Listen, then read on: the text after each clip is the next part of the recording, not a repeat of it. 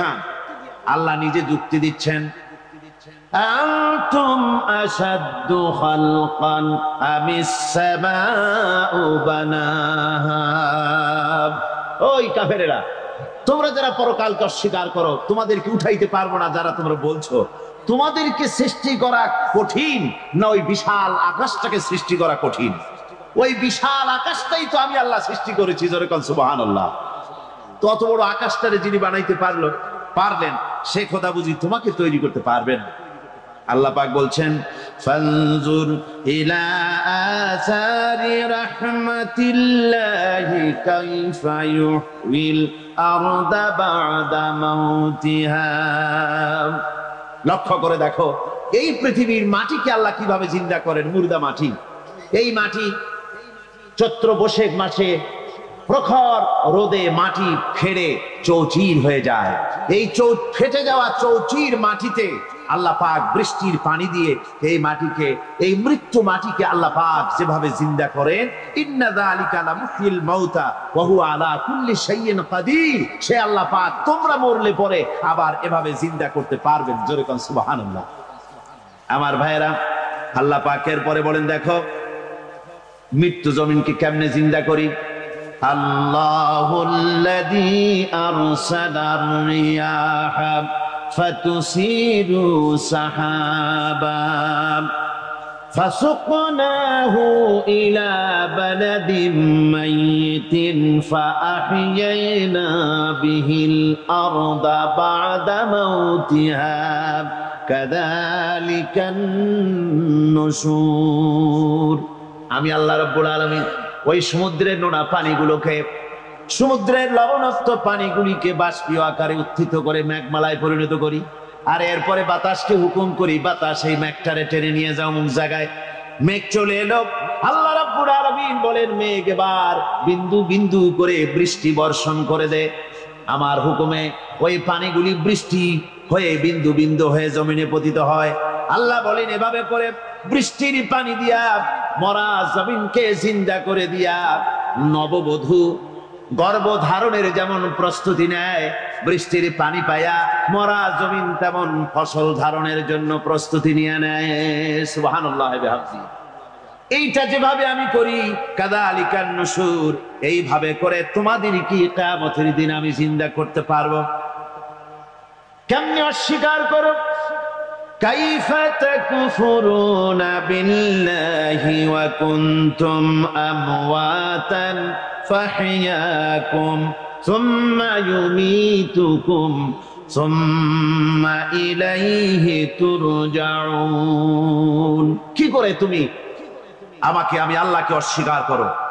কুনতুম আমওয়াতান, তুমি ছিলে নিষ্প্রাণ, ফাহইয়াকুম, এরপরে আমি তোমাকে জিন্দা করলাম, সুম্মা ইউমীতুকুম, এরপরে তোমাকে আমি মৃত্যু করব, সুম্মা ইউহয়ীকুম, এরপরে তোমাদেরকে আবার আমি জিন্দা করব, সুম্মা ইলাইহি তুরজাউন, এরপরে তোমাদের সকলকেই আমার কাছে ফিরে আসতে হবে। দেখেন না, আমরা যখন মানুষকে কবরে রাখি, কবরে রাখা তারপরে উপরে মাটি দিয়ে কি বলেন আপনারা?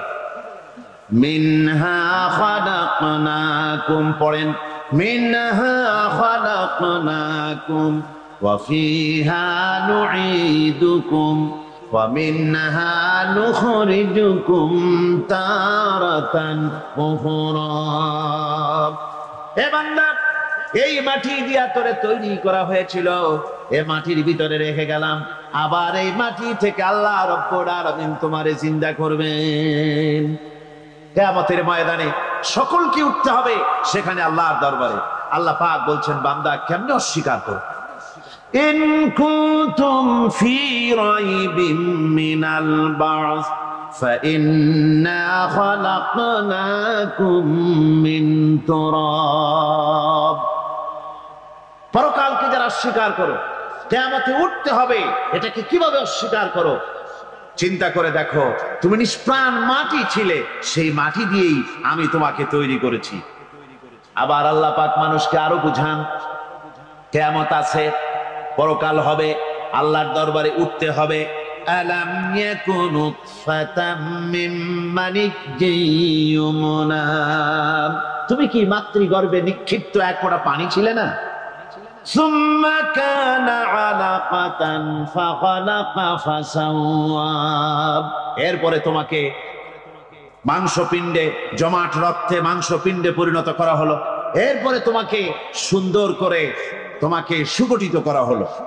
ফাজআলা মিনহু যাওজাইনি যাকারা ওয়াল উনসা, এরপরে মাতৃগর্ভের ভিতরে আমি এটাকে পুরুষ বানালাম, কন্যা সন্তান অথবা পুত্র সন্তানে পরিণত করলাম। এইটা যে পেরেছে, যিনি পেরেছেন, আলাইসা যালিকা বিকাদিরিন আলা আইয়ুহিয়াল মাউতা, সে আল্লাহর পক্ষে কি সম্ভব নয় যে তোমার মৃত্যুর পরে তিনি আবার জিন্দা করতে পারবেন? কি বলবেন, কি বলেন, সম্ভব না? তিনি পারবেন না? নিশ্চয়ই তিনি আবার কিয়ামতের মাঠে আমাদেরকে হাজির করতে পারবেন, এতে কোনো সন্দেহ নাই। আল্লাহ পাক সেই জন্য এখানে বলতেছেন যে ওরা বাল কাযযাবু বিসসাম, ওরা আসলেই পরে কালকে অস্বীকার করেছে। আপনি যে নবী এতে কোনো সন্দেহ নাই। আপনি খানা খান, আপনি বাজারে যান, এটাই মূল আপত্তির বিষয় না। মূল কথা হলো তারা পরকালকে অস্বীকার করেছে। আল্লাহ পাক বলেন ওয়া আন্নাস সাআতা আতিয়াতুন লা রাইবা ফিহা, অবশ্যই সে সময় আসবে, সে কিয়ামত আসবেই, এতে কোনো সন্দেহ নাই। ওয়া আন্নাল্লাহা ইয়াবআসু মান ফিল কুবুর, আর আল্লাহ পাক তিনি কবরের মধ্যে অন্তর্হিত যা কিছু আছে সবাইকে কিয়ামতের দিন আল্লাহ পাক ময়দানে উঠাবেন। কিয়ামতে আল্লাহর দরবারে সকলকে হাজির হতে হবে। আমার বন্ধুগণ, আল্লাহ পাক বলেন ওয়ালাকাদ খালাকনাল ইনসানা মিন সুলালাতিন মিন তিন, লক্ষ্য করো, তুমি ছিলে মাটির নির্যাস থেকে তোমাকে তৈরি করা হয়েছে। শুধু মাটির নির্যাস থেকে তোমাকে কোনো মডেল ছাড়া, কোন ধরনের আদর্শ ছাড়া, কোন ধরনের নমুনা ছাড়া তোমাকে সৃষ্টি করা হবে। সুম্মা জাআলনাহু নুতফাতান ফি কারারিম মাকিন, এরপরে মাতৃগর্ভের একটা অত্যন্ত সুরক্ষিত জায়গায় তোমাকে সংরক্ষণ করা হয়েছিল। সুম্মা খালাকনান নুতফাতা আলাকাতান ফাখালাকনাল আলাকাতা মুদগা, রক্তপিণ্ডকে, নাপাক পানিকে জমাট রক্ত করেছি, জমাট রক্তকে আমি আবার গোশত পিণ্ডে পরিণত করেছি। ফাকাসাওনাল ইযামা লাহমা, এরপরে সুন্দর করে চামড়া দিয়া, গোশত দিয়ে একটা আকৃতি তোমাকে দান করেছি। সুম্মা আনশা'নাহু খালকান আখারা ফাতাবারাকাল্লাহু আহসানুল খালিকিন, এরপরে সুন্দর একটা বিশেষ একটা আকৃতি দিয়ে তোমাকে আমি সুন্দর করে সুগঠিত করে তোমাকে তৈরি করেছি। সুম্মা ইন্নাকুম বা'দা যালিকা লামাইতুন, এরপরে আমি আল্লাহ রাব্বুল আলামিন তোমাকে মৃত্যু দেব, অবশ্যই তোমাকে মৃত্যুবরণ করতে হবে। সুম্মা ইন্নাকুম ইয়াউমাল কিয়ামাতি তুবআসুন, এরপরে কিয়ামতের দিন আসবে, ওই বিশেষ মুহূর্ত আসবে, সেই নির্দিষ্ট সময় আসবে, ওই কিয়ামতের মাঠে আল্লাহর দরবারে তোমাদের সকলকে উঠতে হবে, কোনো সন্দেহ তাতে নাই। আল্লাহ পাক বলছেন وَأَعْتَدْنَا لِمَنْ كَذَّبَ بِالسَّاعَةِ سَعِيرًا, আমার এই পরকালকে, এই আখিরাতকে, কিয়ামতের দিনকে যারা অস্বীকার করবে, যারা মিথ্যা মনে করবে, আমি তাদেরকে জ্বলন্ত আগুনের শাস্তি তাদের জন্য রেখেছি। জোরে বলেন নাউজুবিল্লাহ। সেই কিয়ামত যে দিনটা আল্লাহ পাক মানুষের জন্য রেখেছেন, সেই কিয়ামতের অবস্থা বড়ই মারাত্মক। মানুষেরা তা জানে না। মানুষ যদি তা বুঝতে পারতো, জানতে পারতো, তাহলে মানুষেরা গুনাহের কাজ করতে পারতো না। আপনারা কি চিন্তা করেন, ওই যে কাফেরগুলি মক্কার জীবনে, রাসূল পাক সাল্লাল্লাহু আলাইহি ওয়াসাল্লামের মক্কি জিন্দেগিতে যে সমস্ত মানুষগুলি চুরি করতো, ডাকাতি করতো, জিনা করতো, বদমাশি করতো, মানুষ হত্যা করতো, এই লোকগুলি ফিরে আসতো কিসের কারণে? তাদেরকে এই আখিরাতের কথা বলা হয়েছে, এই পরকালের কথা বলা হয়েছে। কোরআন শরীফে আল্লাহ রাব্বুল আলামিন পরকালের কথা মৃত্যুর কথা, কিয়ামতের কথা, হাসরের কথা, সিরাতের কথা, মিজানের কথা, মওতের কথা যত বলেছেন, জান্নাতের কথা যত জায়গায় যতগুলা বলেছেন, সবগুলি আয়াতে কারিমা যদি এক জায়গায় করা যায় তাহলে পুরা কোরআন শরীফের 1/3 10 পারার সমান হবে। জোরে বলেন সুবহানাল্লাহ। যেহেতু পরকালের চিন্তা ছাড়া মানুষের জীবন পরিচ্ছন্ন হতে পারে না, সুন্দর হতে পারে না, অপরাধ মুক্ত হতে পারে না। আল্লাহ পাক বলেন সেই দিনটি বড়ই ভয়ানক, বিপজ্জনক। ওই দিনটির ব্যাপারে আল্লাহ পাক তার বান্দাদেরকে সতর্ক করে দিয়েছেন, বান্দারা সতর্ক হয়ে যাও, এইভাবে দিন যাবে না, কিয়ামত আসবে। আর ওই কিয়ামত এত মারাত্মক হবে, আল্লাহ সতর্ক করছেন বান্দাদেরকে, ইয়া আইয়ুহান নাসুত্তাকু রাব্বাকুম ইন্না জালজালাতাস সাআতি শাইউন আযীম। হে মানব সকল, আত্মরক্ষা করো খোদার গজব থেকে, আল্লাহর গজব থেকে আত্মরক্ষা করো। ইন্না জালজালাতাস সাআতি শাইউন আযীম, সেই কিয়ামতের সেই কম্পন খুবই মারাত্মক, খুবই ভয়াবহ কম্পন সৃষ্টি হবে সেদিন। ইয়াউমা তারাউনাহা তাযহালু কুল্লু মুরদিআতিন আম্মা আরদাআত, সেদিন দেখতে পাবে স্তন্যদায়িনী মা, যে মা তার সন্তানকে দুধ দেয়, ওই মাও তার দুধের বাচ্চার কথা ভুলে যাবে, মনে থাকবে না। আল্লাহ রাব্বুল আলামিন বলেন, ওয়াতাদাউ কুল্লু যাতিন হামলিন হামলাহা, গর্ভধারিণী মেয়ে লোক তাদের গর্ভ খসে পড়বে। ওয়াতারান নাসা সুকারা, মানুষকে মানুষ দেখতে পাবে, মানুষগুলো উদ্ভ্রান্ত হয়ে পাগলের মতো ছোটাছুটি করছে। আল্লাহ বলেন ওয়া মা হুম বিসুকারা, আসলে এরা নেশাগ্রস্ত নয়, আসলে পাগল হয় নাই। তো ছুটছে কেন? কেন? স্তন্যদায়িনী মা দুধের বাচ্চার কথা ভুলে গেছে। গর্ভধারিণী গর্ভবতী নারী, তার গর্ভ খসে পড়েছে, মানুষ পাগলের মতো দৌড়াচ্ছে। কারণ কি? পাগল তো হয় নাই। আল্লাহ বলেন আসল কারণ হলো ওয়ালাকিন্না আযাবাল্লাহি শাদীদ, আল্লাহর ভয়ঙ্কর আযাব। আর এই সব দৃশ্য, এই সব কম্পন মানুষের মধ্যে ত্রাস সৃষ্টি করে দিয়েছে, এই অবস্থার সৃষ্টি করেছে। আমার ভাইয়েরা, আল্লাহ পাক বলেন وأنذرهم يوم الآزفة إذ القلوب لدى الحناجر كاظمين। নবী, মানুষদেরকে আপনি সতর্ক করেন, ওই দিনটা এমন হবে ভয়ের চোটে মানুষের কলিজা তার মুখের কাছে চলে আসবে। মানুষ ভয়তে অস্থির হয়ে যাবে, কলিজা গলার কাছে চলে আসবে। সেই দিনের কথা তাদের শোনায় দেন। ওই দিনটা এমন মারাত্মক দিন, ফাকাইফা তাত্তাকুনা ইন কাফারতুম ইয়াওমা ইয়াজআলু বিলদানা শিবা। সেদিন ভয়ে চিন্তায় যুবক ছেলে বৃদ্ধে পরিণত হয়ে যাবে, কিশোরগুলি তরুণগুলি বৃদ্ধে পরিণত হয়ে যাবে। আমার বন্ধুগণ, মানুষ সেদিন দিক বিদিক হয়ে দৌড়াতে থাকবে, পালাবো কোথায়? আল্লাহ কোরআন শরীফে সব কথা বলে দিয়েছেন। ইয়াকুলুল ইনসানু আইনাল মাফার, কোথায় ভাগবো, পালাবো কোথায়? অস্থির হয়ে মানুষ দৌড়াতে থাকবে, পালাবো কোথায়, যাব কোথায়?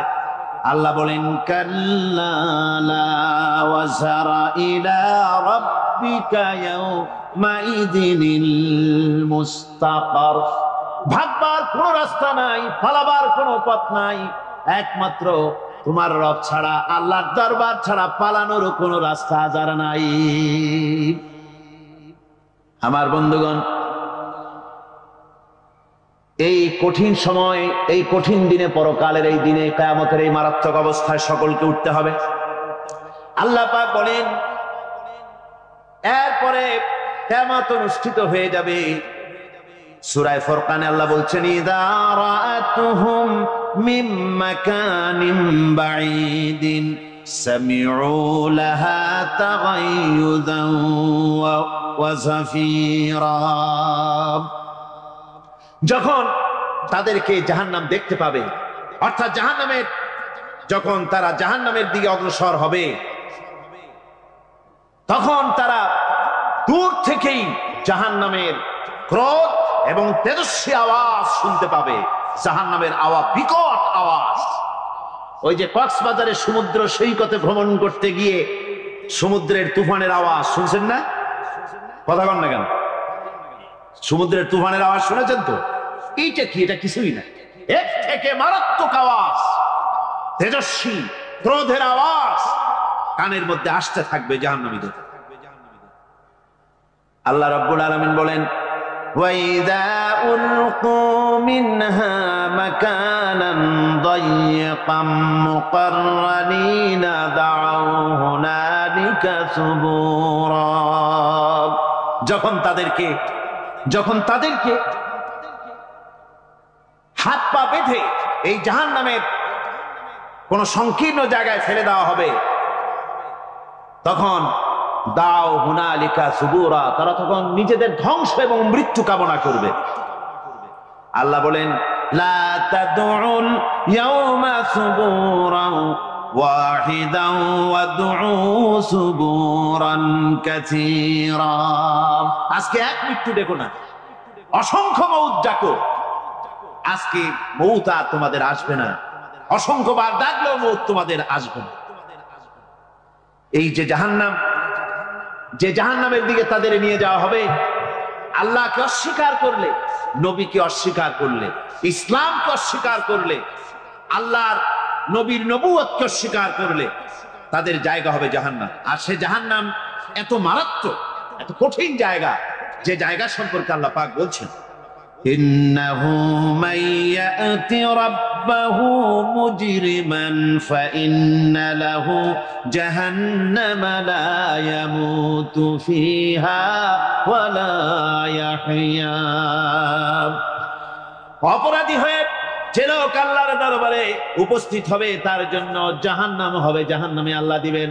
আর ওই জাহান্নামে যখন লোকটা পড়ে যাবে, জাহান্নামের অবস্থা এমন হবে লা ইয়ামুতু ফিহা ওয়া লা ইয়াহইয়া, সে বাঁচবেও না মরবেও না, জীবন মৃত্যু একটা অবস্থা সৃষ্টি হবে। ওই জাহান্নামে নারুল্লাহিল মুকাদাতুল্লাতী তাত্তালিউ আলাল আফইদা। জাহান্নামের প্রচন্ড আওয়াজ, এই আগুন উৎক্ষিপ্ত হয়ে তাদের কলিজা পর্যন্ত, অন্তর পর্যন্ত স্পর্শ করবে এই আগুনের তাপ। আর এদের পাহারায় রাখা হবে ইন্নাহা আলাইহিম মুসাদাতুন ফি আমাদিন মুমাদ্দাদা। জাহান্নামীদের পাহারায় রাখা হবে নির্মম, কঠোর ব্যবহার, কর্কশ আওয়াজ, কর্কশ ভাষী এ ধরনের ফেরেশতাদেরকে রাখা হবে তাদের পাহারায়, তারা নিয়োজিত থাকবে। আল্লাহ রাব্বুল আলামিন বলেন ও দুনিয়ার মানুষ, ইয়া আইয়ুহাল্লাযীনা আমানু কু আনফুসাকুম ওয়া আহলিকুম নারা। ও ঈমানদারেরা, আল্লাহর তো দয়া বেশি বান্দার জন্য। বান্দার উপরে দয়া কার সবচেয়ে বেশি? সবচেয়ে বেশি দয়া হলো বান্দার উপরে আল্লাহ। আল্লাহ চান না যে সে জাহান্নামে যাক, কঠিন জায়গা জাহান্নাম। আল্লাহ বলেন ও মুমিনেরা, তুমি নিজে আর তোমার পরিবারবর্গকে জাহান্নামের আগুন থেকে রক্ষা করো, আগুন থেকে রক্ষা করো, জাহান্নামের রাস্তা থেকে তাদের ফিরাও। ওই জাহান্নাম, যেই জাহান্নামের ইন্ধন হবে মানুষ আর পাথর। ফিরাও জাহান্নাম থেকে মানুষকে, তোমার সন্তানদেরকে ফিরাও। আজকে যে সব সন্তানের আল্লাহ বলেন তুমি নিজে বাঁচো, আহল আয়ালকে বাঁচাও।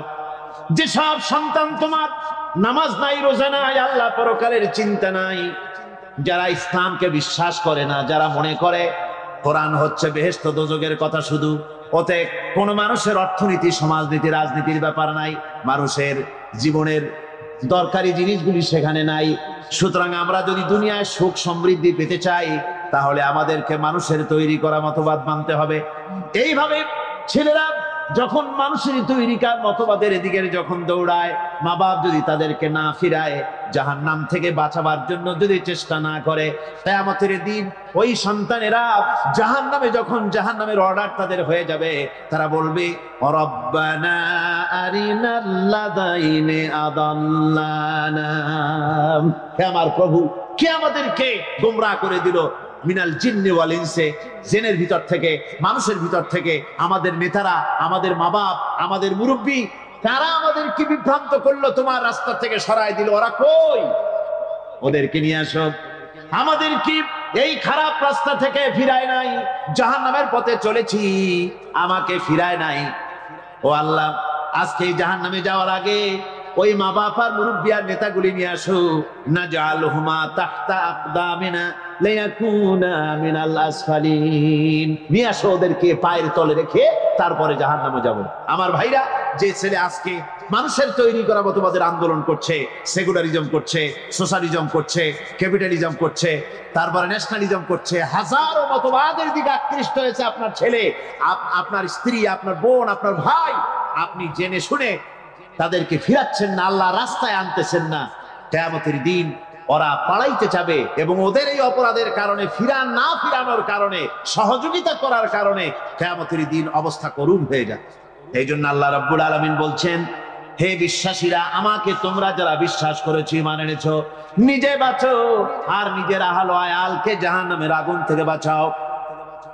ওই জাহান্নাম আলাইহা মালাইকাতুন গিলাদুন শিদাদুন লা ইয়াসুনাল্লাহা মা আমারাহুম ওয়া ইয়াফআলুনা মা ইউমারুন। আল্লাহ রাব্বুল আলামিন বলেন, সেখানে অত্যন্ত কর্কশ, রূঢ় এবং নির্মম স্বভাবের এমন সব ফেরেশতা পরিচালক হিসেবে জাহান্নামে দেওয়া হবে, যারা আল্লাহর নির্দেশের বাইরে কোনো কাজ করে না। তারা সেই সব কাজই করে যা আল্লাহ তাদেরকে হুকুম করেন। তাদেরকে অনুরোধ করে, দরখাস্ত করে কোন রকম তাদের কাছ থেকে কোনো কৃপা, কোনো করুণা, কোনো মহব্বত কিছুই পাওয়া যাবে না। অত্যন্ত কর্কশ, রূঢ় মেজাজের ফেরেশতা সেখানে পরিচালক হিসেবে দেওয়া হবে। আর ওই জাহান্নামীদেরকে, যারা জাহান্নামে যাবে কিয়ামতের দিন, ফাল্লাযীনা কাফারু কুত্তিআত লাহুম সিয়াবুম মিন নার, আগুন দিয়ে কেটে তাই দিয়ে পোশাক তৈরি করে দেওয়া হবে, আগুনের পোশাক পরিয়ে দেওয়া হবে।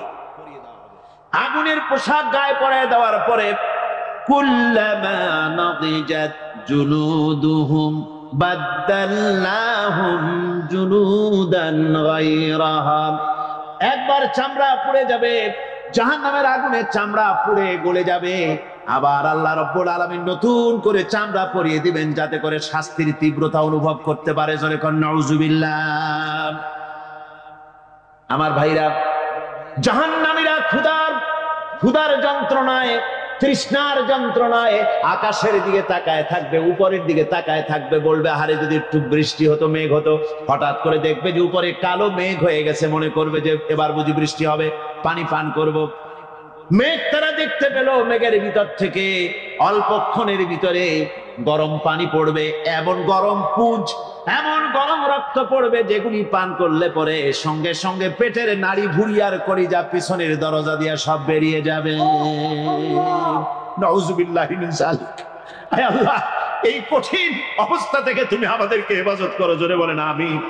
সবাই বলেন আমিন। আমার ভাইয়েরা, তামসার ব্যাপার নয়। ও যুবক ভাইয়েরা, শিক্ষিত ভাইয়েরা, তামসা করার ব্যাপার না। দুনিয়ায় খেল তামাশা ফুর্তি করার জায়গা না।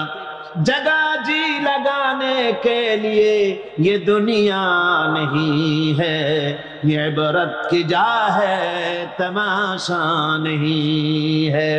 দুনিয়া উপদেশ গ্রহণ করার জায়গা, খেল তামাশা করার জায়গা না। এই পৃথিবীতে আল্লাহ রাব্বুল আলামিন বলেন, নাফরমানি করলে পরে জাহান্নামে যাবেই, জাহান্নামে যেতে হবে। ওই জাহান্নামীদের কি খেতে দেওয়া হবে? আল্লাহ পাক বলছেন, শোনো, খেতে দেব কি? তুসকা মিন আইনিন আনিয়া, ফুটন্ত গরম পানি তাদেরকে পান করতে দেওয়া হবে।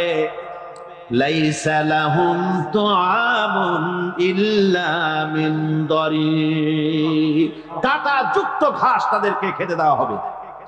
লা ইউসমিনু ওয়া লা ইউগনি মিন জু। এই খাবারে তাদের শরীর পরিপুষ্ট হবে না, আর ক্ষুধাও নিবৃত্ত হবে না। আমার বন্ধুগণ, এমন কঠিন জাহান্নামের অবস্থা থেকে মাপ পাওয়ার জন্য ইমানের জোশ আসতে হবে, ইমানদার হতে হবে, আর নাফরমানিকে ছেড়ে দিতে হবে। জাহান্নামে যখন মানুষদেরকে নিয়ে যাওয়া হবে, জাহান্নামীদেরকে, ইযা উলকু ফিহা সামিউ লাহা শাহীকান ওয়া হিয়া তাফুর। যখনই খোদাদ্রোহীদেরকে জাহান্নামের দিকে নিয়ে যাওয়া হবে, আজ তো খুব মাতবাড়ি, কত ভক্ত আছে, তারপরে কত শক্তি, কত কিছু, কিন্তু আল্লাহর দরবারে যখন হাজির হবে, কোনো শক্তি তখন কাজে লাগবে না, কোনো শক্তি কাজে লাগবে না। জাহান্নামে যখন তাদেরকে নিয়ে যাওয়া হবে, জাহান্নাম তখন গোসায় ফেটে পড়তে থাকবে, জাহান্নামের ভিতর থেকে গর্জন আসতে থাকবে, তাকাদু তামাইয়াজু মিনাল গায়জ। জাহান্নাম যেন গোসায় ফেটে পড়তে চাইবে। কুল্লামা উলকিয়া ফিহা ফাওজুন সাআলাহুম খাযানাতুহা আলাম ইয়াতিকুম নাযীর। জাহান্নামের পরিচালক বলবে, ও আল্লাহর বান্দা, কেন আজ জাহান্নামে আসলি, কেন দোজখে আসলি? আলাম ইয়াতিকুম নাযীর, তোর কাছে কি কোনো ভীতি প্রদর্শক কেউ যায় নাই? কোন নবীর কথা কি শোনো নাই? কোরআনের কথা কি শোনো নাই? হাদিসের কথা কি শোনো নাই? জাহান্নামে কেন এলি? এত বড় খারাপ জায়গা কেন আসলি? শোনো নাই কি? কোনো ভয় দেখানো কেউ কি সব সতর্কবাণী শোনায় নাই? বেঈমানেরা বলবে, ক্বালু বালা ক্বাদ জাআনা নাযীর। হ্যাঁ, আমাদের কাছে এসেছিল, আমাদের কাছে ভীতি প্রদর্শনকারী এসেছিল। ফাকাযযাবনা ওয়া কুলনা মা নাযালাল্লাহু মিন শাই। এসেছিল, কিন্তু আমরা বলেছি বেটা মিথ্যে কথা বলে। জোরে কর নাউযুবিল্লাহ। বেটা মিথ্যে কথা বলে। কিসের বেহেশত, কিসের দোজখ? খালি খালি দোজখের একটা ভয় দেখাইয়া দুনিয়ার এই টাটকা সুখগুলি নষ্ট করতে চায় এরা। পয়গম্বরদের এরকম বলেছে, আর আলেমদেরকেও যখন কোরআন হাদিস থেকে বলা হয়, তখন বলে এরা জানি দোজখের কথা কইতে। দোজখ কিসের? আর বেহেশত, সে তো এক অসভ্য উদ্যান। জোরে কর নাউযুবিল্লাহ। এমনি করে তারা তামসা করে। ওরা বলবে, আমরা এসেছিল ভীতি প্রদর্শনকারী, আমরা মিথ্যে মনে করেছি, বলেছি ওটা মিথ্যে কথা, আর বলেছি আল্লাহ এই ধরনের কিছু নাজিল করেন নাই। জাহান্নামীরা বলবে, ওয়াকালু লাউ কুন্না নাসমাউ আও নাকিলু মা কুন্না ফি আসহাবিস সাঈর। আরে লাউ কুন্না নাসমাউ, তার মানে হলো যদি আমরা শুনতাম, অর্থাৎ মানতাম, যদি নবীর কথা মানতাম, কোরআনের কথা যদি মানতাম, আর যদি ভালো করে বুঝতাম, মা কুন্না ফি আসহাবিস সাঈর, তাহলে আজকে এই জাহান্নামের কঠিন শাস্তি আমাদের লাভ পেতে হতো না, জাহান্নাম থেকে বেঁচে যেতে পারতাম। কি সর্বনাশ করলাম, বুঝি নাই, যা কিছু শুনেছি মানুষের কথা মতো শয়তানের ওয়াসওয়াসায় পড়ে তো ভুলই করলাম। সেদিন যতই আফসোস করা হোক না কেন, এই আফসোস কোনো কাজে লাগবে না। কুল আযালিকা খায়রুন আম জান্নাতুল খুলদিল্লাতী উইদাল মুত্তাকুন কানাত লাহুম জাযাআন ওয়া মাসীরা। আল্লাহ বলছেন, এই সব কথা বলার পরে, জাহান্নামের সব শাস্তির কথা শুনাইয়া আল্লাহ বলছেন, বলেন, কুল আযালিকা খায়রুন, এই পরিণতি কি ভালো যে জাহান্নামের পরিণতির কথা বলা হলো? তোমরা যে সমস্ত অবাধ্যতা করতেছো, ঈমান আনতেছো না, নবীকে গালাগালি করছো, ইসলাম মানতেছো না, নাফরমানি করছো, এর পরিণতি যা হবে, আযালিকা খায়রুন, এই পরিণতি কি ভালো? আম জান্নাতুল খুলদিল্লাতী উইদাল মুত্তাকুন, অথবা সেই চিরন্তন জান্নাত যার ওয়াদা করেছেন আল্লাহ পাক মুত্তাকিনদের জন্য, কানাত লাহুম জাযাআন ওয়া মাসীরা, যে জান্নাত হবে তাদের কর্মের প্রতিফল, আর এটাই হবে তাদের মহাযাত্রার শেষ মঞ্জিল। সেই জান্নাত, যে জান্নাত আল্লাহ রেখেছেন মুমিনদের জন্য। কাদের জন্য জান্নাত? মুমিনদের জন্য। সেটা এমন জান্নাত হবে, লাহুম ফিহা মা ইয়াশাউনা খালিদিন, যা চাইবে মনের আশা আকাঙ্ক্ষা অনুযায়ী সব পাবে বেহেশতের মধ্যে। খালিদিন, চিরকাল সেখানে থাকবে। কানা আলা রাব্বিকা ওয়াদান মাসউলা, এটা হচ্ছে তোমার রবের অবশ্য পূরণীয় ওয়াদা। জোরে বলেন সুবহানাল্লাহ। এটা তোমার আল্লাহর ওয়াদা এবং অবশ্যই তিনি তা পূরণ করবেন। তোমরা জান্নাতে থাকবে, সেখানে যা চাইবে তাই পাবে। একজন বলছিল জান্নাতে যাইয়া যা চাইবো তাই যদি পাই তাহলে তো খুব ভালো কথা। কয় যে হুজুর আমার তো হোক্কা খাওয়ার দারুণ অভ্যাস, তা বেহেশতের মধ্যে হোক্কা পাবো? বুজুর্গ ব্যক্তি বলছেন, আল্লাহর বান্দা, বেহেশতে যাইয়া যদি তুমি হোক্কা খাইতে চাও তো আল্লাহ তোমার হোক্কা দিবেন, কিন্তু আল্লাহর কসম করে বলতে পারি বেহেশতে যাইয়া এমন পচা জিনিস খাওয়ার তোমার ইচ্ছে জাগবে না। এত ভালো জিনিস তুইয়া এই পচা জিনিস খাওয়ার ইচ্ছা তোমার জাগবে না মনের ভিতর। বেহেশত আল্লাহ রাব্বুল আলামিন মুমিনদের জন্য রেখেছেন। আমার ভাইরা, সে বেহেশতের বর্ণনা কোরআনে কারীমের মধ্যে আল্লাহ দিয়েছেন। একদিকে জাহান্নাম, কোরআনের বর্ণনা কত সুন্দর। জাহান্নামের কথা শুনতে শুনতে লোকেরা আল্লাহর ভয়তে হতাশ হয়ে যেতে পারে, আল্লাহর ভয়তে। সেই জন্য যত জায়গায় জাহান্নামের বর্ণনা আছে সাথে সাথে আবার আশার সঞ্চার করার জন্য আল্লাহ জান্নাতের কথা বলেছেন। কাহার এবং জব্বার নাম আল্লাহ যেখানে ব্যবহার করেছেন সাথে সাথে আবার গফুর রহিম নাম ব্যবহার করেছেন, বান্দা যেন হয়রান হয়ে না যায়। আমার ভাইরা, একদিকে জাহান্নামের এই কঠিন শাস্তির কথা, আবার অপর দিকে আল্লাহ বলেন, শোনো, এমন জান্নাত আমি রেখেছি, মাসালুল জান্নাতিল্লাতী উইদাল মুত্তাকুন, এমন বেহেশত মুত্তাকিনদের জন্য যার ওয়াদা করা হয়েছে এমন বেহেশত, সেটা ফিহা আনহারুম মিন মাইন গায়রি আসিন, সেখানে এমন সুন্দর স্বচ্ছ পানির ঝর্ণাধারা, সুমিষ্ট পানির ঝর্ণাধারা রাখা হয়েছে। ওয়া আনহারুম মিন লাবানিন লাম ইয়াতাগায়্যার তা'আমুহু, আর সেখানে দুধের ঝর্ণা রাখা হয়েছে যার স্বাদ কখনো নষ্ট হবে না। ওয়া আনহারুম মিন খামরিন লাযযাতান লিশ-শারিবিন, আর রাখা হয়েছে পানীয়ের ঝর্ণাধারা যা পানকারীদের জন্য অত্যন্ত সুন্দর হবে, খুবই সুস্বাদু হবে। আর রাখা হয়েছে ওয়া আনহারুম মিন আসালিন মুসাফফা, পরিষ্কার পরিচ্ছন্ন সুস্বাদু মধুর ঝর্ণা। জোরে বলেন সুবহানাল্লাহ। ওয়া সাকাহুম রাব্বুহুম শারাবান তাহুরা, জান্নাতের ভিতরে তোমাদেরকে পান করানো হবে শারাবান তাহুরা, পবিত্র পানীয়। তাহের এবং তাহুর দুটি কথা।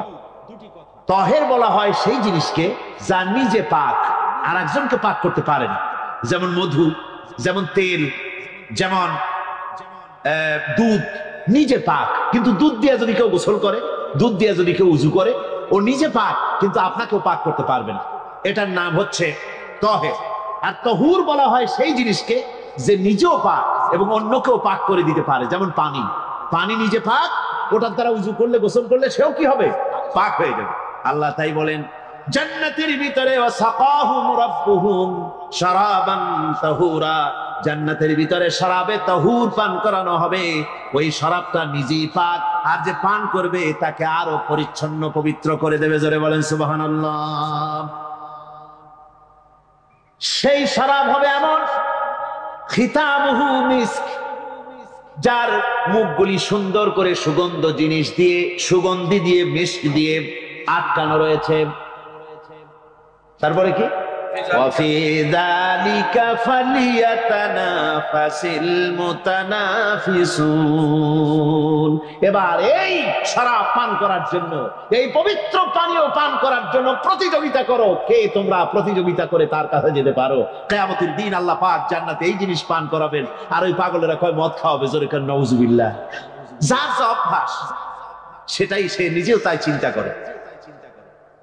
আমার বন্ধুগণ, জান্নাতের ভেতরে আল্লাহ রাব্বুল আলামিন এভাবে মধুর ঝর্ণা রাখবেন, দুধের ঝর্ণা রাখবেন, সতত প্রবাহিত ঝর্ণা ধারা সেখানে থাকবে। মুত্তাকিনা আলাল আরাইকি লা ইয়ারাউনা ফিহা শামসান ওয়ালা জামহারিরা।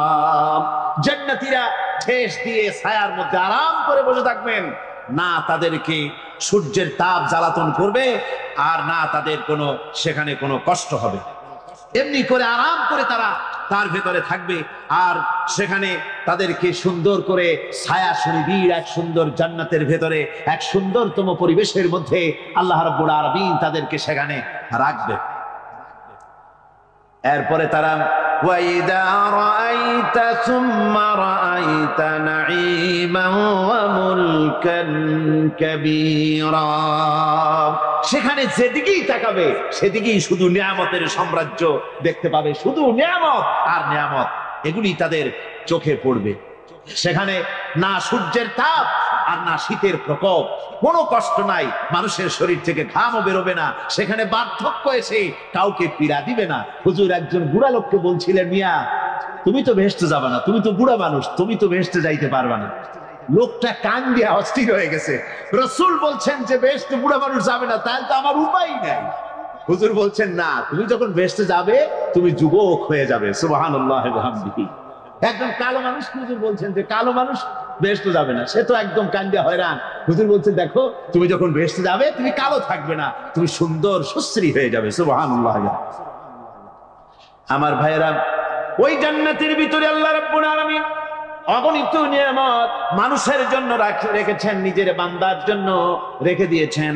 ওয়া হুরুন ঈন, বেহেশতীদের জন্য রয়েছে সুন্দর চক্ষুধারী হুরগণ রয়েছে সেখানে জান্নাতীদের জন্য।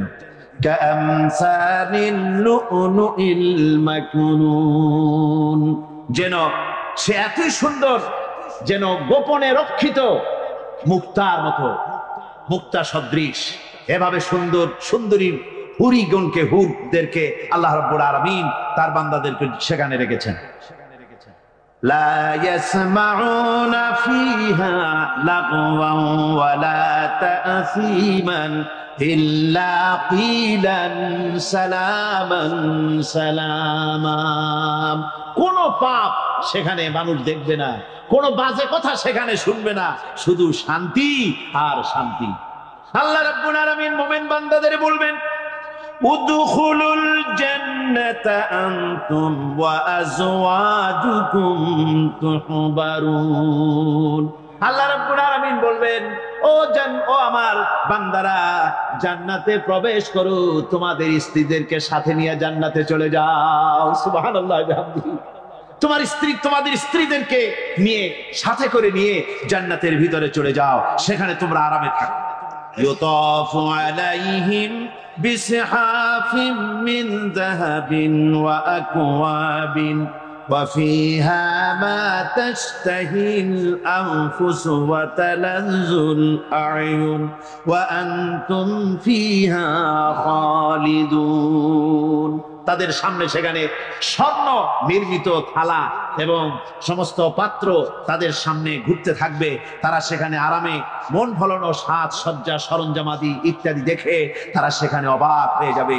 এত সুন্দর জান্নাতের পরিবেশ দেখে তারা হয়রান হয়ে যাবে। এই জান্নাতীদের কি আল্লাহ রাব্বুল আলামিন ফেরেশতাদেরকে অর্ডার করবেন, ও আমার ফেরেশতারা আমার এই বান্দাগুলিকে জান্নাতের দিকে নিয়ে যাও। ওয়াসিকাল্লাযীনা তাকাউ রাব্বাহুম ইলাল জান্নাতি যুমারা। যারা আল্লাহকে ভয় করে জীবন চালায়েছে, আল্লাহকে ভয় করে যারা জীবন সমাজ ব্যক্তি পরিবার রাষ্ট্র পরিচালনা করেছে, আল্লাহ রাব্বুল আলামিন বলবেন, ও আমার ফেরেশতারা আমার এই বান্দাগুলিকে জান্নাতের দিকে নিয়ে যাও। ফেরেশতারা জান্নাতীদেরকে হাকায়া জান্নাতের দিকে নিয়ে যেতে থাকবে। আবার ওদিকে আছে ওয়াসিকাল্লাযীনা কাফারু ইলা জাহান্নামা যুমারা, জাহান্নামীদেরকে হাকায় নিয়ে যাওয়া হবে কোন দিকে? জাহান্নামের দিকে। এখন ওয়াসিকা মানে হাকায় নিয়ে যাওয়া, বেহেশতীদেরকেও হাকায় নিয়ে যাবে, আর জান্নাতীদের কি কয় দোজখী যারা তাদেরকেও হাকায় নেওয়া হবে, আর বেহেশতীদেরকেও হাকায় নেওয়া হবে। এটা কেমন কথা? দুই জায়গায় হাকানি খাওয়ানো লাগবে। হাকানি বোঝেন তো? ধাক্কা। তো দুই জায়গায় ধাক্কা খাইতে হবে, তাহলে কিরকম বেহেশত যে ফেরেশতাদের ধাক্কা খাইতে খাইতে চাওয়া লাগবে, ব্যাপারটা কি? আমার ভাইরা, ব্যাপারটা হচ্ছে এই, আমি দৃষ্টান্ত দিতে গিয়া বলি, অনেকদিন বন্ধুর সঙ্গে দেখা হয় নাই, বহু বছর পর হঠাৎ করে এক বন্ধু আর এক বন্ধুর বাড়িতে এসেছে, যে বলছে ভাই যদিও বহু বছর পর এসেছি কিন্তু আমার হাতে সময় নাই, আজ আমি বেশ সময় তোমার বাড়িতে থাকবো না। ওই বাড়িওয়ালা বন্ধু বলে, বন্ধু যতই ব্যস্ততা তুমি দেখাও না কেন, আজকে যখন তোমার একবার পাইছি আমি তোমাকে ছাড়বো না। এই হলো একটা ছাড়বো না। আর ঢাকা হাইকোর্টের সামনে থেকে মকিম গাজী পালায় গেছে, ডাকাত। পুলিশ খুঁজতে খুঁজতে হয়রান হইয়া এই ডাকাতটারে যদি পাওয়া যায়, আর ওই ডাকাত যদি বলে স্যার আপনি আমার ধর্মের ভাই, আপনি আমার বাপ, আপনি মেহেরবানি করে আমাকে ছেড়ে দেন, পুলিশ বলবে বেটা গোটা পুলিশ বাহিনী তোর জন্য হয়রান, তোরে যখন একবার পাইছি তোরে আর ছাড়বো না। তাহলে বন্ধুর ছাড়বো না আর পুলিশের ছাড়ো হবে, তাহলে এসব উম্মতের মতো ইমানের নূরের চমক তোমার ভিতরে আমি দেখতে পেতাম। ওই হাসরের ময়দানে আল্লাহর নবী যদি বলেন তুমি আমার উম্মত নও, ভেঙে যাও, এর থেকে অসহায়, এর থেকে এতিম অবস্থার মানুষের জন্য কিছু হতে পারে না। আল্লাহ এই দুরবস্থা থেকে আমাদেরকে যেন হেফাজত করেন। আল্লাহ রাব্বুল আলামিন যেন আমাদেরকে নবীর সুপারিশ কিয়ামতের দিন আমাদের জন্য নসিব করে দেন। জোরে বলেন আমিন। আল্লাহ পাক জিজ্ঞেস করবেন, ও আমার বান্দারা, ও আমার জান্নাতি বান্দারা, আমি তোমাদেরকে যে সব ওয়াদা করেছিলাম সে ওয়াদা মতো সব পাইছো কিনা? আমি ওয়াদা করেছিলাম আমার জন্য রাত জেগে যদি তাহাজ্জুদের নামাজ পড়ো, নামাজ রোজা হজ যাকাত যদি করো, আমার দিন কায়েমের জন্য যদি আন্দোলন করো, রক্ত যাও, আমার জন্য যদি কষ্ট করো, শহীদ হও, তাহলে আমি তোমাদেরকে জান্নাত দেব। যত ওয়াদা করছিলাম তা পেয়েছো কিনা? জান্নাতীরা বলবে ক্বালু নাআম, সব পেয়েছি, সব নিয়ামত পেয়েছি। আল্লাহ বলেন সব পাও নাই, ওয়ানাদাইনা মাজিদ, আমার কাছে আরো বেশি আছে, আমার কাছে আরো বেশি আছে, সব পাও নাই। জান্নাতীরা বসে থাকবেন, বুঝতে পারবেন না এত নিয়ামত পেয়েছি, আল্লাহর কাছে আরো আছে। আল্লাহ নবী তখন মুখ খুলবেন, নবীজি বলবেন রব্বুল আলামিন জান্নাতীরা বলতে সাহস পেতেছে না, সব পেয়েছি ঠিকই, কিন্তু যার জন্য গভীর রাতের আরামের ঘুমকে হারাম করে তাহাজ্জুদের নামাজ পড়েছে, যার জন্য স্ত্রী পুত্র পরিজনের মায়া পরিত্যাগ করে জিহাদের ময়দানে শহীদ হয়েছে, যার জন্য জেল খাটলো, জরিমানা দিল, যার জন্য নির্যাতিত হলো, সে আল্লাহ রাব্বুল আলামিনকে তারা এখনো দেখে নাই। আল্লাহ রাব্বুল আলামিন বলবেন আমি আমার বান্দার সে আরজ পুরা, সে আরজি পুরা করব। আল্লাহ রাব্বুল আলামিন তার সামনে থেকে সমস্ত নূরের পর্দাগুলি সরে যাবে, রব্বুল আলামিন তার বান্দার দিকে, বান্দার সামনে জালুয়া আফরোজ হবেন। আল্লাহ পাক কোরআনে কারীমের ভিতরে বলছেন ওয়াজুহু ইয়াওমাইযিন নাযিরা ইলা রাব্বিহা নাযিরা। বান্দা, আল্লাহ পাক বান্দার দিকে তাকিয়ে থাকবেন, আর সমস্ত বান্দারা আল্লাহ রাব্বুল আলামিনের দিকে তাকিয়ে থাকবে। এই অবস্থায় কত কাল চলে যাবে কেউ টের পাবে না। রব্বুল আলামিন জান্নাতের ভিতরে তোমার জান্নাতীরা যেদিন তোমাকে দেখবে, ওই দিন আমাদেরকেও জান্নাতে একটু জায়গা করে দিও আল্লাহ। আমরা যেন ওই জান্নাতের ভিতরে বসার জায়গা যদি না পাই, আমরা গুনাহগার মানুষ, জান্নাতের কোন একটু জায়গায় ঠাই করে দিও যেন তোমারে দেখতে পাই। আয় আল্লাহ, তোমাকে দেখার তৌফিক আমাদের দিও। জোরে বলেন আমিন। হযরতে মাহবুবে রব্বানী কুতুবে সুবহানী শেখ মুহিউদ্দিন আব্দুল কাদের জিলানী রাহমাতুল্লাহ আলাইহি তিনি বলেছেন, মুনাজাত করতে গিয়ে আবেগে বলেছেন, রব্বুল আলামিন তুমি যদি দয়া করে আমাকে জান্নাত দাও, আর তোমাকে যদি আমি না পাই, তুমি যদি আমার সঙ্গে দেখা না করো, আমারে যদি কথা না বলো, তাহলে এই জান্নাত আমার কোনো লাভ নাই। আর আমাকে যদি জাহান্নাম দিয়ে দাও, আর মাঝে মধ্যে তুমি যদি জিজ্ঞাসা করো মহিউদ্দিন কেমন আছো, তাহলে এই জাহান্নাম আমার জন্য বেহেশত হয়ে যাবে। বিসমিল্লাহির রহমানির রহিম। সর্বযুগের সর্বকালের সর্বশ্রেষ্ঠ মহামানব রাহমাতুল্লিল আলামিন হযরত মুহাম্মদ সাল্লাল্লাহু আলাইহি ওয়াসাল্লাম, যার জীবনের প্রতিটি অংশে আছে শিক্ষা, মহান রব্বুল আলামিনের অকৃত্রিম বন্ধু রাসূলুল্লাহ সাল্লাল্লাহু আলাইহি ওয়াসাল্লামের জীবন থেকে শিক্ষা গ্রহণ আমাদের সবারই একান্ত কর্তব্য। এখন আমাদের সামনে রাসূল করিম সাল্লাল্লাহু আলাইহি ওয়াসাল্লামের জীবনের নানা দিক নিয়ে আলোচনা করছেন আন্তর্জাতিক খ্যাতিসম্পন্ন মুফাসসিরে কোরআন ও বিশিষ্ট ইসলামী চিন্তাবিদ হযরত মাওলানা দেলওয়ার হোসাইন সাঈদী। শব্দগ্রহণে মাহসিন সাউন্ড সিস্টেম, প্রযোজনায় সিএইচপি, পরিবেশনায় স্পন্দন অডিও ভিজুয়াল সেন্টার, ঢাকা। আল্লাহ রাব্বুল আলামিন বলেন, মা ইয়ানতিকু আনিল হাওয়া ইন হুয়া ইল্লা ওয়াহিয়ুন ইউহা। আমার নবী নফসকে অনুসরণ করে, প্রবৃত্তিকে অনুসরণ করে কোনো কথা বলেন না। আমার নবী যেটা বলেন সেটা হলো ওহী। আমি যা বলতে বলি তাই তিনি বলেন। ওয়ালাউ তাকাওয়ালা আলাইনা বা'দাল আকাবিল। আমার নবী যদি নিজের থেকে বানিয়ে কোনো কথা যদি কোরআনের ভিতরে আমার নামে চালায় দিতেন, আমি আল্লাহ রাব্বুল আলামিন আমার নবীর ডান হাতকে চেপে ধরতাম, আর তার কণ্ঠ নালীকে আমি আল্লাহ রাব্বুল আলামিন কেটে ফেলে দিতাম। তিনি যা বলেছেন সব কার কথা? আল্লাহ পাকের কথা। তিনি হচ্ছেন গোটা বিশ্বের সর্বশ্রেষ্ঠ চরিত্রের আধার। তার চরিত্রের সার্টিফিকেট আল্লাহ পাক দিচ্ছেন। চরিত্রের সার্টিফিকেট কে দিলেন? আল্লাহ পাক দিয়েছেন। কোরআনে কারীমের মধ্যে আল্লাহ রাব্বুল আলামিন বলেন, ওয়া ইন্নাকা লাআলা খুলুকিন আযীম। নবী হে, আপনি হচ্ছেন পূত পবিত্র চরিত্রের উপরে প্রতিষ্ঠিত। সুবহানাল্লাহ ওয়া বিহামদিহি। আপনি শ্রেষ্ঠ চরিত্রের উপরে প্রতিষ্ঠিত। দেখুন, রাসূল করিম সাল্লাল্লাহু আলাইহি ওয়াসাল্লাম নবুয়ত পাওয়ার পর যখন তিনি ঘরে প্রবেশ করেছেন, সর্বপ্রথম হযরত জিবরাইলের সঙ্গে জীবনের প্রথম দেখা। ভয় পেয়েছেন, শরীরে জ্বর এসেছে, এবং হযরতে খাদিজাকে গিয়ে বলছেন যে আমাকে ঢেকে দাও, আমি ভয় পেয়েছি।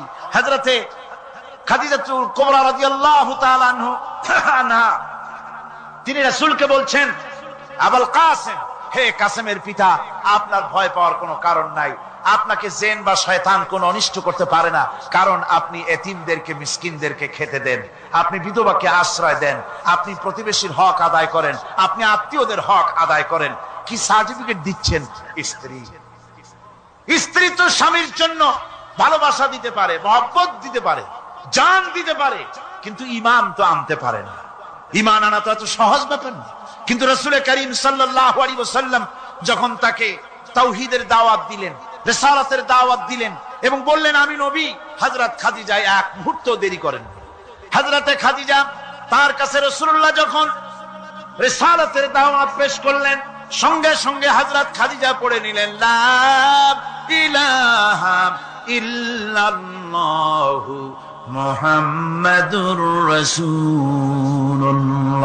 জোরে জোরে পড়েন, লা ইলাহা ইল্লাল্লাহ, লা ইলাহা ইল্লাল্লাহ।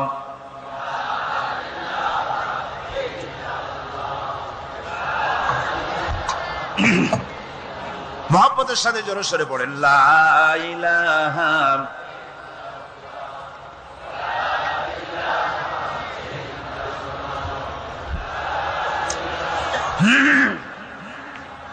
লা ইলাহা ইল্লাল্লাহু মুহাম্মাদুর রাসূলুল্লাহ।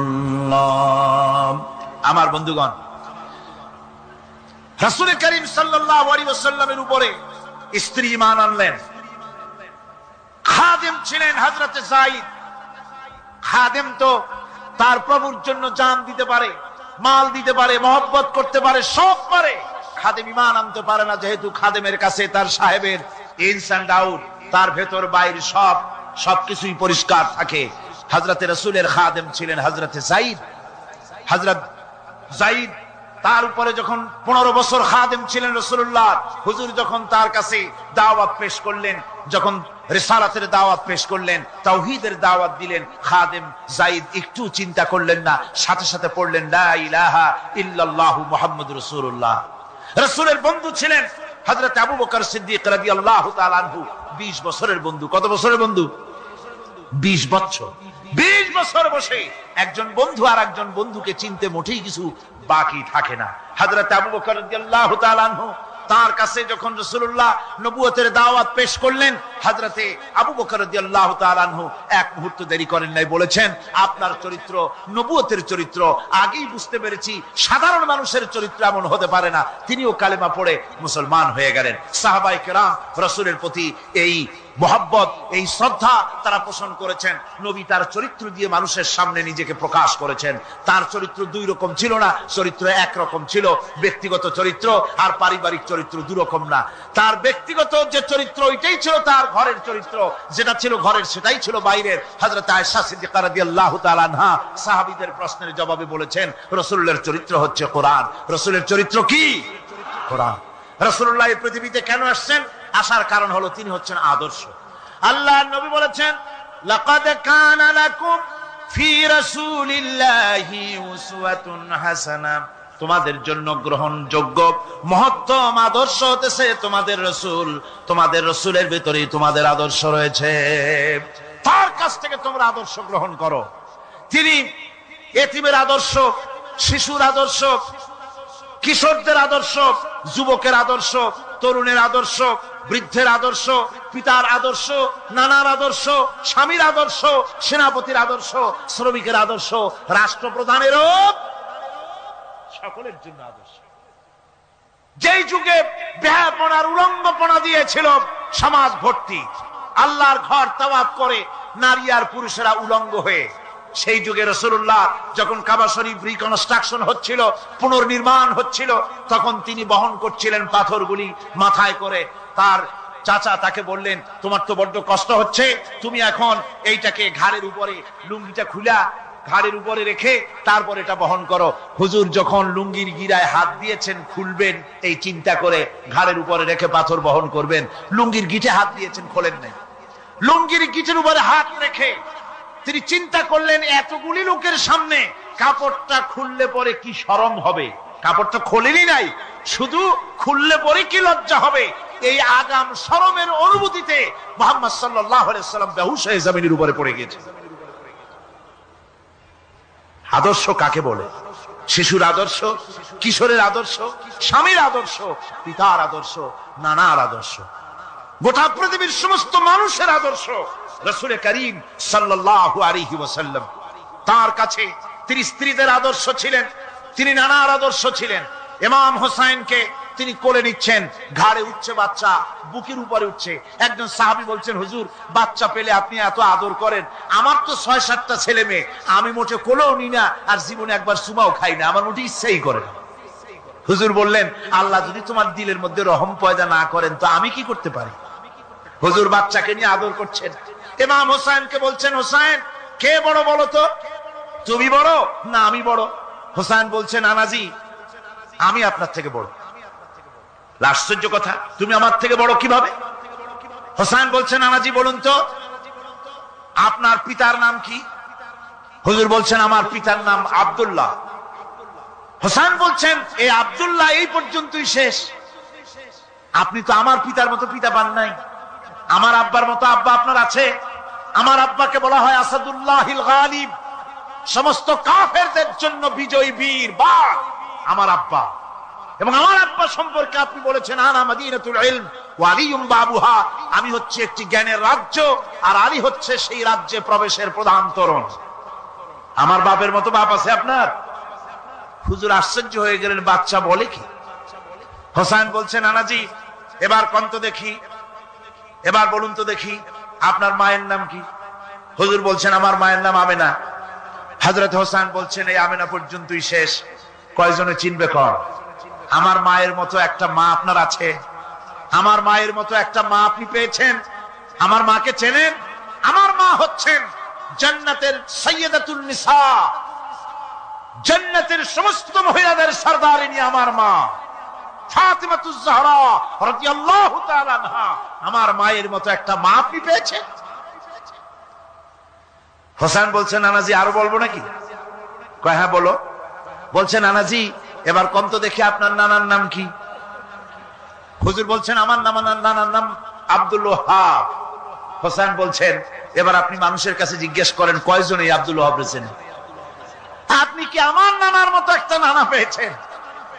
আমার নানাকে আপনি জানেন? আমার নানা সাইয়্যিদুল মুরসালিন, আশরাফুল আম্বিয়া, রাহমাতুল লিল আলামিন, বিশ্বনবী জনাবে মুহাম্মদ রাসূলুল্লাহ সাল্লাল্লাহু আলাইহি ওয়াসাল্লাম।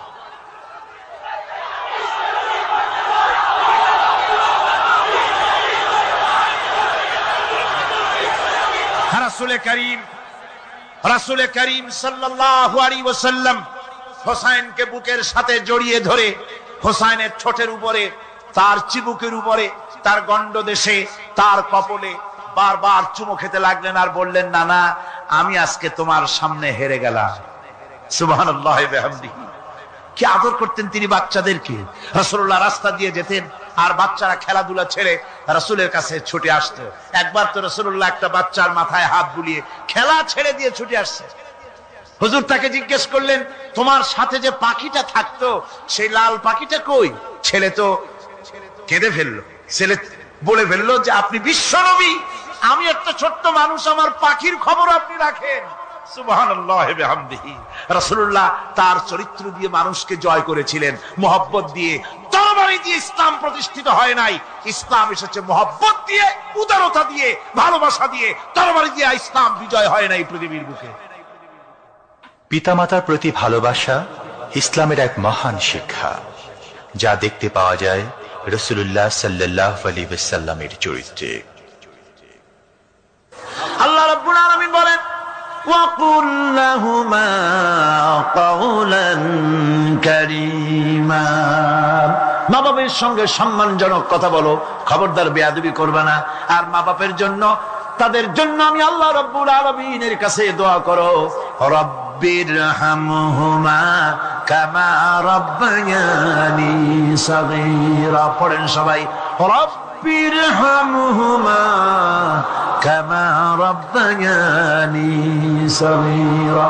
আল্লাহ রাব্বুল আলামিন শিখাই দিলেন বান্দারে, তোর মা বাপের জন্য আমার কাছে দোয়া কর, আয় আল্লাহ আমার মা বাপ যেমন ছোট্টবেলায় আমাকে স্নেহের কোলে লালন পালন করেছে, মাবুদ গো আমার মা বাপকে তোমার রহমতের কোলে লালন পালন করো। আল্লাহ শিখাই দিচ্ছে। হাদিস শরীফ এসেছে, হুজুর বসে আছেন মসজিদে নববীতে, সাহাবায়ে কেরাম বসা। এক বৃদ্ধা মহিলা প্রবেশ করেছেন মসজিদে, হুজুর তাকে দেখে দাঁড়ায় গেলেন। মহিলা আসার পর নবীজি নিজের গায়ের চাদর বিছিয়ে দিলেন। মহিলা চলে যাওয়ার পর সাহাবায়ে কেরাম জিজ্ঞেস করলেন, হুজুর একজন সাধারণ মেয়ে লোকের জন্য হুজুর নিজের চাদর বিছাইলেন, বুঝলাম না ফজিলত কি, চিনলাম না মেয়ে লোকটাকে। হুজুর বলেন, সাহাবীরা চাদর তো ভালো, হক তো আদায় করতে পারি নাই, চিনতে পারো নাই, তোমরা বুঝতে পারো নাই। আমি দুনিয়া আসার পর আমার মায়ের দুধ আমার কিসমতে তেমন হয় নাই, আমি আমার মায়ের যত্ন তেমন পাই নাই, স্নেহ আদর তেমন পাই নাই। যার বুকের দুধ খাইয়া, যার কোলে কাখে চড়ে আমি বড় হয়েছি, ইনি আমার সেই দুধ মা হযরতে হালিমাতুস সাদিয়া। বন্ধুরা, মা যদি বেঁচে থাকে, রাত্রে বাড়ি গিয়ে পায়ে ধরুন, বলেন মা অন্যায় করেছি, জীবনে বহু বেয়াদবি করেছি, আমারে মাফ করে দাও। বিশ্বাস করুন, মা বাপের যদি খেদমত করেন, মা বাপ যদি রাজি থাকে, রিজকে, খাদ্যে, টাকায়, ইজ্জতে জীবনেও কষ্ট হবে না।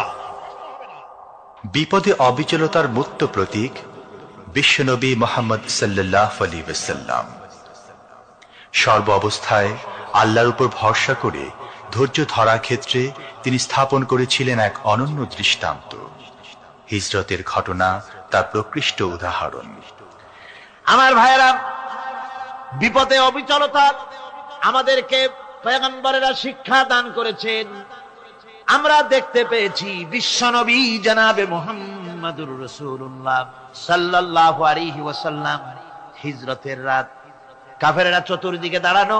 হযরত জিবরাইল এসে বলেন, ইয়া রাসূলুল্লাহ, হে কাফেরেরা চতুর্দিকে ঘিরে দাঁড়িয়েছে, গভীর রাত, এখন হাতে তাদের তরবারি, সকাল হলে পরেই তারা আপনাকে মেরে ফেলে দিবে, তাড়াতাড়ি ওঠেন, মদিনার দিকে চলে যান। আল্লাহ নবী ঘুমের থেকে জেগে হযরত আলীকে ডেকে বলেন, আলী, আল্লাহ অর্ডার করেছে, আমি মদিনায় চললাম, আমার বিছানার পরে আমার চাদর গায়ে দিয়ে শুয়ে থাকো। হযরত আলী বলেন, আল্লাহর হাবিব, আপনার চাদর গায়ে দিয়ে ঘুমিয়ে থাকবো। সকালবেলায় কাফির বেঈমানেরা আপনার বিছানার পরে আপনার চাদর গায়ে দেওয়া অবস্থায় আমি আলীকে তারা মুহাম্মদ মনে করবে, আর আমি আলীকে নবী মনে করে তারা তাদের তরবারি দিয়া কেটে কেটে টুকরা টুকরা করে আমারে বিদায় করে দেবে দুনিয়া থেকে। এতটুকুনো পরোয়া করি না, বরং আমার দিলের মধ্যে এটাই তৃপ্তি থাকবে যে আমি আলীর জীবনের বিনিময় আল্লাহর হাবিব দুনিয়ায় বেঁচে আছেন। নবীজি ঘরের থেকে বেরোলেন, চতুর্দিকে কাফেররা দাঁড়ানো। আল্লাহ নবী হাতে এক মুষ্টি বালু হাতে নিয়ে শাহাতেল ওযু পড়ে 3 বার দম করে বালুগুলো ছেড়ে দিলেন। বালিগুলি ঘরের চতুর্দিকে কাফেরদের চোখে চলে গেল। পরবর্তী সময় রব্বুল আলামিন ডেকে বলেন, নবীরে, বালি যখন নিক্ষেপ আপনি করেছিলেন, ধুলাগুলি আপনি তো শুধু নিক্ষেপ করেছিলেন, কিন্তু চতুর্দিকে কাফেরদের চোখে গেল কেমনে? একদিকে মেরেছিলেন, সেই দিকেই তো যাওয়ার কথা ছিল, চতুর্দিকের কাফেরের চোখে চোখে সেগুলো পৌঁছে গেল কেমনে? ওয়ামা রামাইতা ইদ রামাইতা ওয়ালাকিন্নাল্লাহ রামা। আপনি নিক্ষেপ করেন নাই, যখন আপনি নিক্ষেপ করেছিলেন আপনি তো শুধু বালুকণা ছেড়েছেন, আর ওই বালুকণাগুলি ঘরের চতুর্দিকে সব কাফেরদের চোখে পৌঁছবার দায়িত্ব আমার কুদরত গ্রহণ করেছিল। আমার ভাইরা, নবীজি বিপদে, এতগুলি শত্রু তরবারি নিয়ে তিনি বিপদে ধৈর্য হারা হন নাই। আস্তে করে ঘরের থেকে বেরিয়ে হযরত আবু বকরের বাড়িতে গিয়ে হাজির। দরজায় গিয়ে আওয়াজ দিলেন, আবু বকর। অমনি দরজা খুলে গেল। লাব্বাইক ওয়া সাদাইক। হুজুর বলেন, আবু বকর রে, একটা ডাকে কেমনে সাড়া দিলে? তুমি কি ঘুমাইছিলে না? হযরত আবু বকর বলেন, হুজুর, আপনি বলেছেন আমাকে নিয়ে হিজরত করবেন, আমি মনে মনে চিন্তা করেছি, না জানি কত রাত্রে নবীজি আসেন, উঠতে যদি আমার দেরি হয়ে যায়, নবীজি যদি দরজার কাছে দাঁড়ায় দাঁড়ায় আমারে ডাকাডাকি করে, আর আমি যদি ঘুমায় থাকি, তাহলে আল্লাহর নবীর সঙ্গে বেয়াদবি হয়ে যাবে। এই মনে করে বিছানায় না ঘুমাইয়া আপনার গলার আওয়াজ শোনার জন্য এই দরজার সঙ্গে পিঠ লাগাইয়া লাগাইয়া দাঁড়াইয়া ঘুমাচ্ছিলাম। আল্লাহর নবী হযরত আবু বকরকে সঙ্গে করে নিয়ে চললেন মদিনার দিকে। উল্টা পথে রওনা করলেন। বারবার কাবা শরীফের দিকে তাকাতে লাগলেন। বুখারী শরীফে এসেছে, নবীজি বারবার কাবার দিকে তাকিয়ে বলতেছেন, রে কাবা, বড় আশা ছিল তোর কাছে থাকবো, তোর খেদমত করব, কিন্তু তোর নিষ্ঠুর সন্তানেরা তোর কাছে আমারে থাকতে দিল না রে। আল্লাহ নবী মিসফালা দিয়ে জাবালে কেদোয়ার উপর দিয়ে চলে গেলেন জাবালে সুরে। গুহার কাছে যখন গিয়েছেন, হযর রক্ত হয়ে গেল। হযরত আবু বকর রাদিয়াল্লাহু তাআলা আনহু বলছেন, হুজুর, আর উপায় নাই, দিন হয়ে গেল, এখন বুঝি ধরা পড়ে যাব, ওই গুহার মধ্যে গিয়ে আশ্রয় নেই। তবে আপনি দাঁড়ান, গুহার ভিতরেই পাহাড়িয়া গুহা, বিচ্ছু থাকতে পারে, সাপ থাকতে পারে, আমি আগে ঢুকি, যদি কোনো হিংস্র প্রাণী থাকে আমার উপর দিয়ে আঘাত হয়ে যাক, আল্লাহর নবী হেফাজতে থাকুন। হযরত আবু বকর রাদিয়াল্লাহু তাআলা আনহু গুহার ভিতরে নামলেন।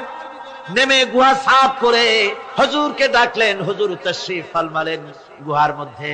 হুজুর বলেন, আবু বকর, হেঁটে হেঁটে কষ্ট হয়ে গেছে, তুমি বসো, তোমার উরুর উপরে মাথা রেখে আমি একটু ঘুমায়ে যাই। আল্লাহর হাবিব ঘুমায় গেলেন। হযরত আবু বকর লক্ষ্য করে দেখেন চতুর্দিকে অনেকগুলি গর্ত দেখা যায়। এই গর্ত থেকে সাপ আসতে পারে, বিচ্ছু আসতে পারে মনে করে নিজের গায়ের চাদর ছিঁড়ে ছিঁড়ে গর্তগুলি বন্ধ করা শুরু করে দিলেন।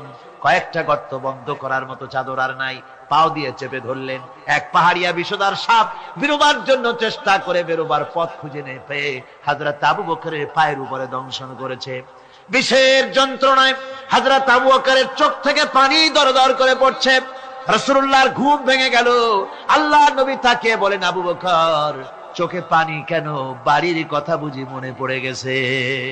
হযরত আবু বকর বলেন, ইয়া রাসূলুল্লাহ, আল্লাহর নামে কসম করে বলি, যেই দিন আমি ঈমান এনেছি ওই দিন থেকে আমার মা বাপ, আমার কোলে আমার সন্তান, আমার স্ত্রী, আমার জায়গা জমি, ঘর বাড়ি, এমনকি আমার নিজের আত্মার চাইতে হুজুর আপনারে ভালোবাসি বেশি। তাহলে কাঁদো কেন? হযরত আবু বকর বলেন, হুজুর, বাড়ির জন্য কাঁদি না, ছেলেপেলের জন্য কাঁদি না, সাপে দংশন করেছে, যন্ত্রণায় কাঁদতেছি। আল্লাহর নবী সঙ্গে সঙ্গে মুখ থেকে থুতু বার করে যন্ত্রণার জায়গায় লাগাই দিলেন। সঙ্গে সঙ্গে যন্ত্রণা বন্ধ হয়ে গেল। হুজুর বললেন, আবু বকর, প্রথম যখন তোমার এই আঘাত করেছিল সাপে, আমাকে কেন তাড়াতাড়ি বলো নাই? এতক্ষণ তো তোমার কষ্ট হতো না। হযরত আবু বকর বলেন, ইয়া রাসূলুল্লাহ, ওটা তো সাপে কাটার যন্ত্রণা, ওই যন্ত্রণায় আমার রক্ত জ্বলতেছে, যন্ত্রণায় আমার কলেজাটা যদি ফেটেও যেত। আল্লাহর হাবিব আরাম ফরমাচ্ছিলেন, আমি তাকে আরামে বিঘ্ন ঘটাতে পারতাম না। আমার ভাইয়েরা, হযরত আবু বকর, হযরত রাসূল দুজন বসে আছেন। এমনি সময় কাফের বেঈমানেরা খুঁজতে খুঁজতে জায়গা মতো এসে গেছে। একজনে বলে ভিতরে আছে, আর একজনে বলে নাই। পায়ের যদি থাকবে তাহলে মাকড়সায় জাল বুনালো কি করে, পাখি ডিম পেড়ে বসে আছে কি করে, তাদের সন্দেহ হতে লাগলো। এর মধ্যে নাই, একজন বলে আছে আর একজন বলে নাই। হযরত আবু বকর ভয়ের চোটে কেঁদে ফেলেছেন, হুজুর আর উপায় নাই। এই যে অবস্থা, এই অবস্থার ভেতরেও আল্লাহ নবী এতটুকু ঘাবড়ে যান নাই। শত্রুরা তরবারি নিয়ে এসেছে, সুযোগ পেলেই একটু তাকালেই দেখতে পাবে, তুলে মেরে ফেলে দেবে। আল্লাহর হাবিব মোটেই ধৈর্য হারালেন না, এতটুকু হতাশ হলেন না। আল্লাহ পাকের হাবিব তার সাথীকে কি বললেন? তখন কোরআনে কারীম সূরা তাওবার মধ্যে আল্লাহ তা উদ্ধৃত করেছেন মুমিনদের জন্য, ইযহুমা ফিল গার ইয ইয়াকুলু লিসাহিবিহি লা তাহজান ইন্নাল্লাহা মা'ানা।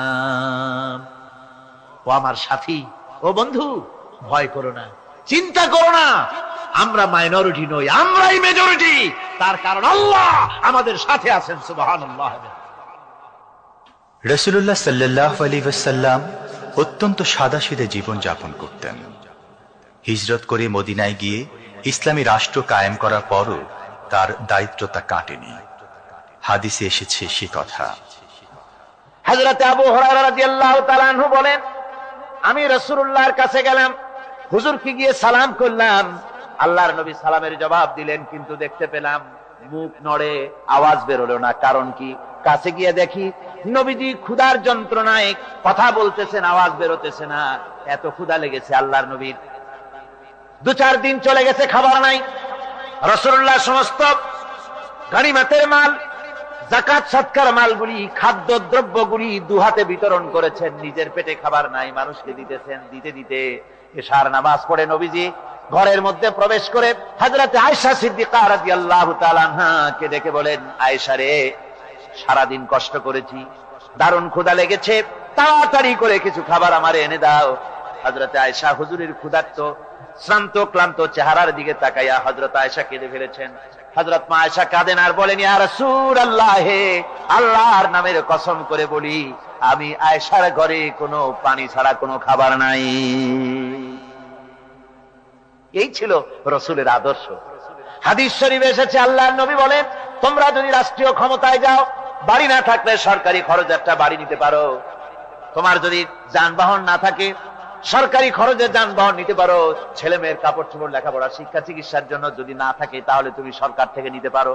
কিন্তু এর থেকে এক চুল পরিমাণ যদি পাও বাড়াও, সরকারের মাল, জনগণের মাল, এর থেকে প্রয়োজনের বাইরে যদি তুমি নিজের জন্য নিতে থাকো, কিয়ামতের দিন আল্লাহর দরবারে চোরের কাতারে তোমারে দাঁড়ানো লাগবে। দুনিয়ায় যত সম্মান পাও না কেন, কিয়ামতে আল্লাহর দরবারে কিসের কাতারে দাঁড়াবে? চোরের কাতারে দাঁড়াতে হবে। রাসূল পাক সাল্লাল্লাহু আলাইহি ওয়াসাল্লাম এমন এক সমাজ কায়েম করেছিলেন। আমার হতাশাগ্রস্ত ছাত্ররা, যেসব ছাত্ররা সমাজতন্ত্র তোমরা করো, যারা সমাজতন্ত্র করতে হতাশাগ্রস্ত হয়েছে, এখন যাব কোথায় বলে হতাশ হয়ে গিয়েছো তোমরা, আমরা তোমাদেরকে দাওয়াত দেই, কোরআনের মাহফিল থেকে দাওয়াত দেই, ফিরে আসো। হতাশ হওয়ার কোনো কারণ নাই। লেনিন মরার, ও মরে গেছে। কার্ল মার্কস মরার, মরে গেছে, পচে গেছে, গলে গেছে, দুনিয়া থেকে শেষ হয়ে গিয়েছে। আল্লাহ নবীর নেতৃত্ব, সূর্য যতদিন উঠবে আর ডুববে, নবীজির নেতৃত্ব শেষ হবে না। ওই নেতৃত্বে আসো, রাসূলের নেতৃত্ব মেনে নাও, কোরআনের শাসন মেনে নাও, তাহলেই শান্তি পাবে তোমরা।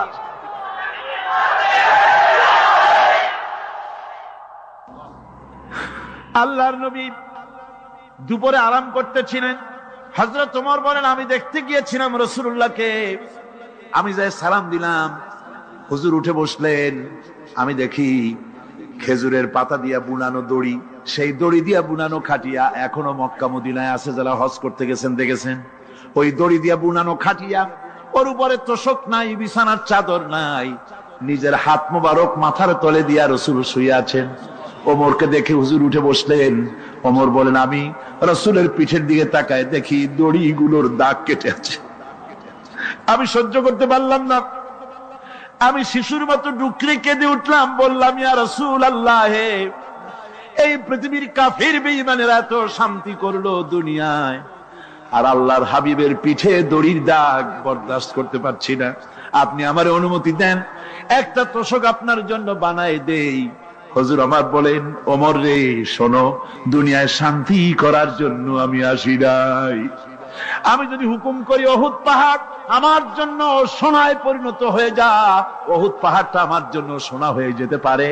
আমি দুনিয়ায় শান্তির জন্য আসি নাই, এসেছি মানবতার মুক্তির জন্য।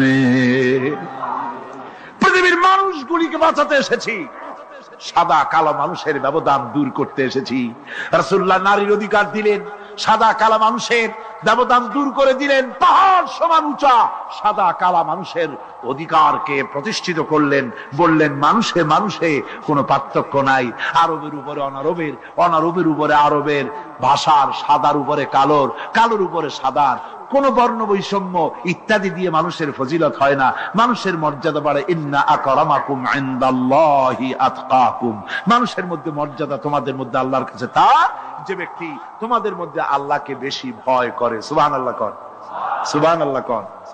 আমার ভাইয়েরা, নবীজি মদিনা মুনাওয়ারায় ইসলামী রাষ্ট্রের রাষ্ট্রপ্রধান হয়েছেন। আজ বাজারে যেতেছেন, যাওয়ার সময় ডেকে ডেকে বলেন, বিধবাদের বাড়ির সামনে দিয়ে যায়, তোমাদের বাজার লাগবে নাকি? এতিমের বাড়ির সামনে থেকে যায়, তোমাদের বাজার লাগবে নাকি? আমারে বলো, আমি বাজার করে এনে দেব। নিজের পেটে খাবার নাই, দুয়ারে দুয়ারে খাবার পৌঁছে গেছে, খাবারের অভাব নাই, মানুষ খাওয়া পেয়েছে, পড়া পেয়েছে, চুরি ডাকাতি বন্ধ হয়ে গেছে। হুজুর বলেন, খায়রুল কুরুনে কারনি, সর্বশ্রেষ্ঠ যুগ আমার যুগ। সুদ বন্ধ হয়ে গেল। রাসূলুল্লাহ বললেন, সুদ আর চলবে না, হারাম। সুদ বন্ধ হয়ে গেল। হুজুর ব্যাংক চালু করে দিলেন। ব্যাংকের নাম হলো বাইতুল মাল। কি নাম হলো? এই ব্যাংক যেদিন রাসূলুল্লাহ উদ্বোধন করেন, আল্লাহর নবী বাইতুল মাল ব্যাংক উদ্বোধনের দিনে যে বক্তৃতা করলেন, বুখারীতে সেই বক্তৃতা লেখা হয়ে গেল। আল্লাহর নবী বলেন, মান তারাকা দায়নান আও দিয়ান ফালাইয়া, আমার এই রাষ্ট্রের ভিতরে কোন মানুষ যদি ঋণগ্রস্ত অবস্থায় মারা যায় আর ঋণ পরিশোধ করার মতো অর্থ যদি তার কাছে না থাকে, তাহলে তার ঋণ পরিশোধের দায়িত্ব তার বিধবা স্ত্রী আর তার এতিম বাল বাচ্চার সব দায়িত্ব আমি মুহাম্মদ সাল্লাল্লাহু আলাইহি ওয়াসাল্লাম আমার কাঁধের উপরে উঠাইয়া নিলাম। এমন সুন্দর রাষ্ট্র চালু হয়ে গেছে, মানুষ খাবার পেয়েছে, পড়ার পেয়েছে। বুড়োরা যাদের কাজ নাই, বুড়ো মানুষ কাজ করতে পারে না, তারা বসে বসে খাবারের ব্যবস্থা হয়ে গেছে। যুবকদের চাকরি হয়ে গেছে, বেকার কেউ আর বেকার নাই, সব কাজে ব্যস্ত হয়ে গেছে, মানুষের কাছে কাজ মিলেছে। কৃষক তাদের উৎপাদিত পণ্যের সঠিক মূল্য পাচ্ছে, শ্রমিক শ্রমের মর্যাদা পাচ্ছে, শ্রমিক মর্যাদা পাচ্ছে। রাসূলুল্লাহ বলেছেন, শ্রমিক আর মালিক, মনিব আর গোলামের সম্পর্ক না, সম্পর্ক ভাই ভাই। সম্পর্ক কি? শ্রমিকের মর্যাদা রাসূলুল্লাহ এভাবে দিলেন, নিজে শ্রম দিলেন। মদিনার 8 বছর চলে যাওয়ার পর হযরত আয়েশা রাসূলুল্লাহকে দেখলেন মাজা কুজা। হযরত আয়েশা বলেন, হুজুর মাজাটা কুজা কেন? বয়সের কারণে হলো নাকি? হুজুর বলেন, না, বয়সের কারণে হয় নাই। এই মদিনার চতুর্দিকে কাফির বেঈমানেরা যখন মদিনাকে আক্রমণ করেছিল, আমি তখন মদিনার চতুর্দিকে খন্দক পরিখা খনন করেছিলাম, 3 মাইল লম্বা, 15 ফিট গভীর, 30 ফিট চওড়া। সাহাবীরা মাটি কেটেছে, আমি মাটি বহন করেছি, আবার আমি মাটি কেটেছি, সাহাবীরা মাটি কেটেছে। মাটি কেটে আর মাটির ঝুড়ি বহন করে করে কোমরে যে বেদনা হয়েছিল, আজ পর্যন্ত সেই বেদনা সেরে যায় নাই। এই হলো আমার রাসূল, এ হলো বিশ্ব নবী। কি নবী? চিল্লা এখন, কি নবী?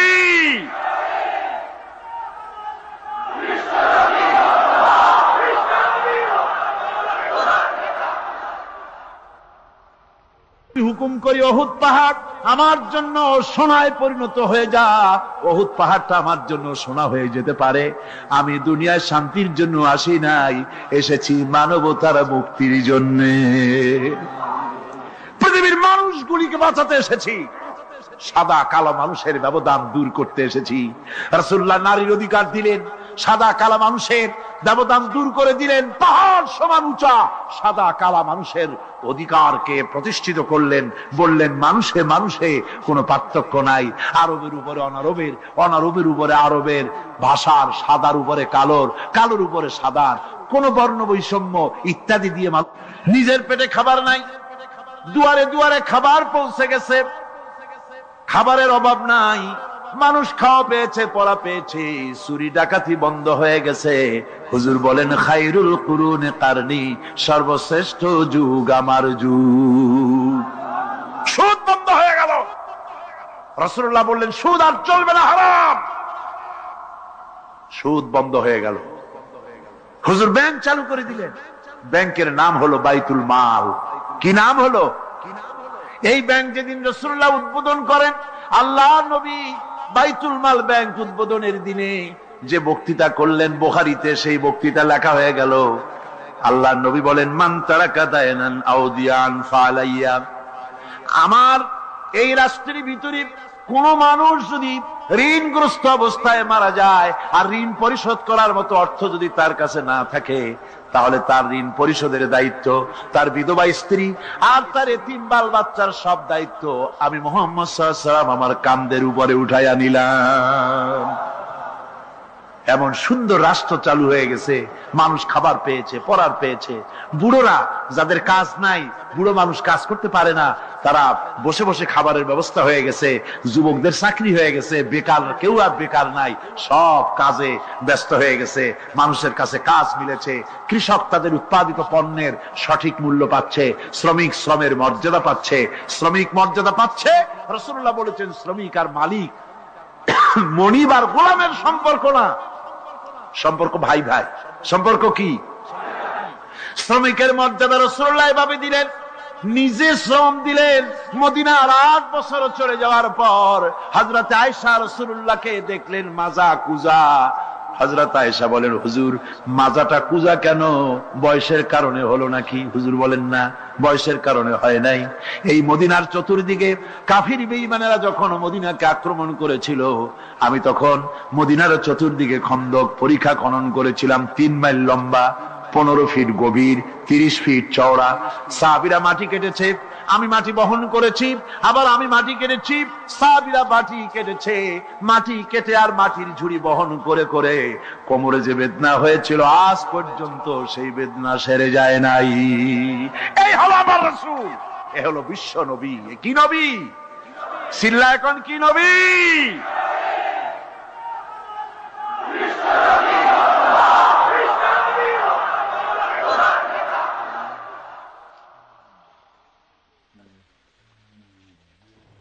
বিসমিল্লাহির রহমানির রহিম।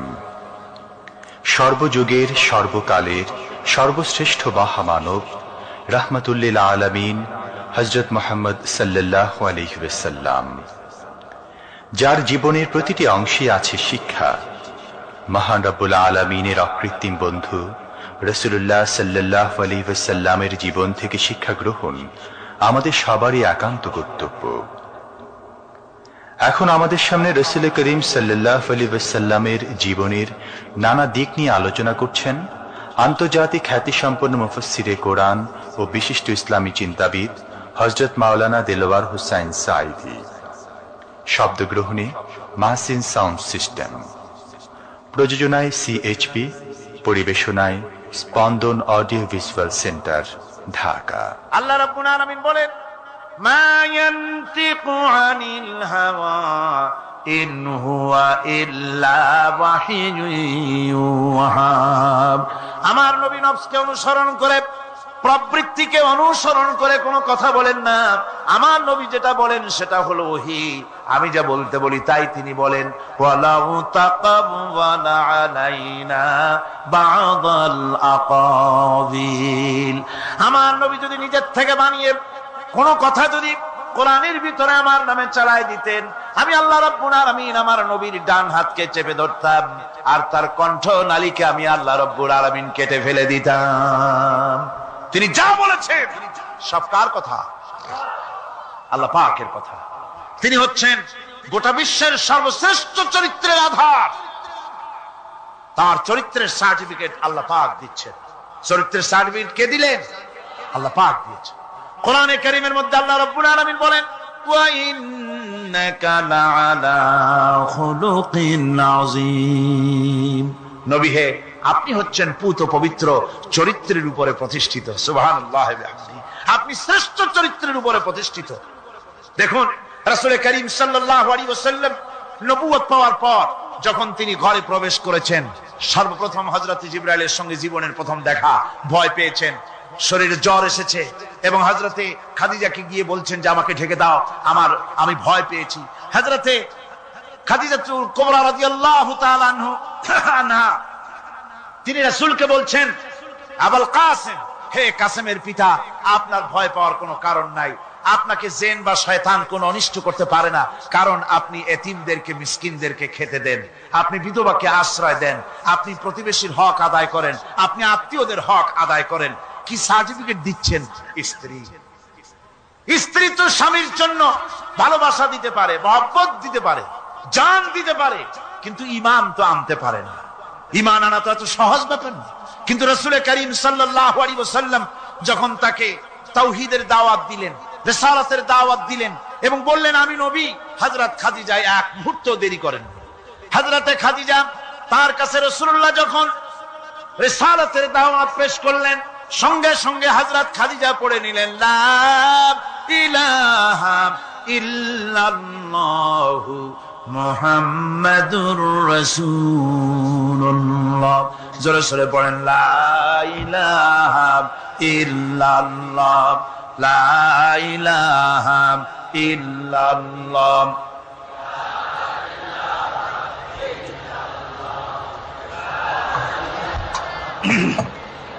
মুহাব্বতের সাথে জোরে জোরে পড়েন, লা ইলাহা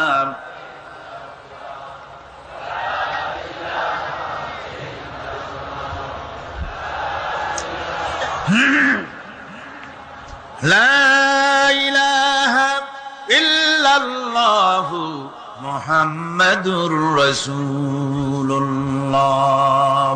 আমার বন্ধুগণ, রাসূল করিম সাল্লাল্লাহু আলাইহি ওয়াসাল্লামের উপরে স্ত্রী ঈমান আনলেন। খাদেম ছিলেন হযরতে যায়েদ। খাদেম তো তার প্রভুর জন্য জান দিতে পারে, মাল দিতে পারে, মহব্বত করতে পারে, সব পারে। খাদেম ঈমান আনতে পারে না, যেহেতু খাদেমের কাছে তার সাহেবের ইনস এন্ড আউট, তার ভেতর বাইরে সবকিছুই পরিষ্কার থাকে। হযরতে রাসূলের খাদেম ছিলেন হযরতে যায়েদ। হযরত যায়েদ তার উপরে যখন 15 বছর খাদেম ছিলেন রাসূলুল্লাহ, হুজুর যখন তার কাছে দাওয়াত পেশ করলেন, যখন রিসালাতের দাওয়াত পেশ করলেন, তাওহীদের দাওয়াত দিলেন, খাদেম যায়েদ একটু চিন্তা করলেন না, সাথে সাথে পড়লেন লা ইলাহা ইল্লাল্লাহু মুহাম্মাদুর রাসূলুল্লাহ। রাসূলের বন্ধু ছিলেন হযরত আবু বকর সিদ্দিক রাদিয়াল্লাহু তাআলা আনহু। 20 বছরের বন্ধু। কত বছরের বন্ধু? 20 বছর। 20 বছর বসে একজন বন্ধু আর একজন বন্ধুকে চিনতে মোটেই কিছু বাকি থাকে না। হযরত আবু বকর রাদিয়াল্লাহু তাআলা আনহু তার কাছে যখন রাসূলুল্লাহ নবুয়তের দাওয়াত পেশ করলেন, হযরতে আবু বকর রাদিয়াল্লাহু তাআলা আনহু এক মুহূর্ত দেরি করেন নাই, বলেছেন আপনার চরিত্র নবুয়তের চরিত্র। আগেই বুঝতে পেরেছি সাধারণ মানুষের চরিত্র এমন হতে পারে না। তিনিও কালেমা পড়ে মুসলমান হয়ে গেলেন। সাহাবায়ে কেরাম রাসূলের প্রতি এই মহব্বত, এই শ্রদ্ধা তারা পোষণ করেছেন। নবী তার চরিত্র দিয়ে মানুষের সামনে নিজেকে প্রকাশ করেছেন। তার চরিত্র দুই রকম ছিল না, চরিত্র এক রকম ছিল। ব্যক্তিগত চরিত্র আর পারিবারিক চরিত্র দুরকম না। তার ব্যক্তিগত যে চরিত্র ওইটাই ছিল তার ঘরের চরিত্র, যেটা ছিল ঘরের সেটাই ছিল বাইরের। হযরত আয়েশা সিদ্দিকা রাদিয়াল্লাহু তাআলা আনহা সাহাবীদের প্রশ্নের জবাবে বলেছেন রাসূলের চরিত্র হচ্ছে কোরআন। রাসূলের চরিত্র কি? কোরআন। রাসূলুল্লাহ এই পৃথিবীতে কেন আসছেন? আসার কারণ হলো তিনি হচ্ছেন আদর্শ।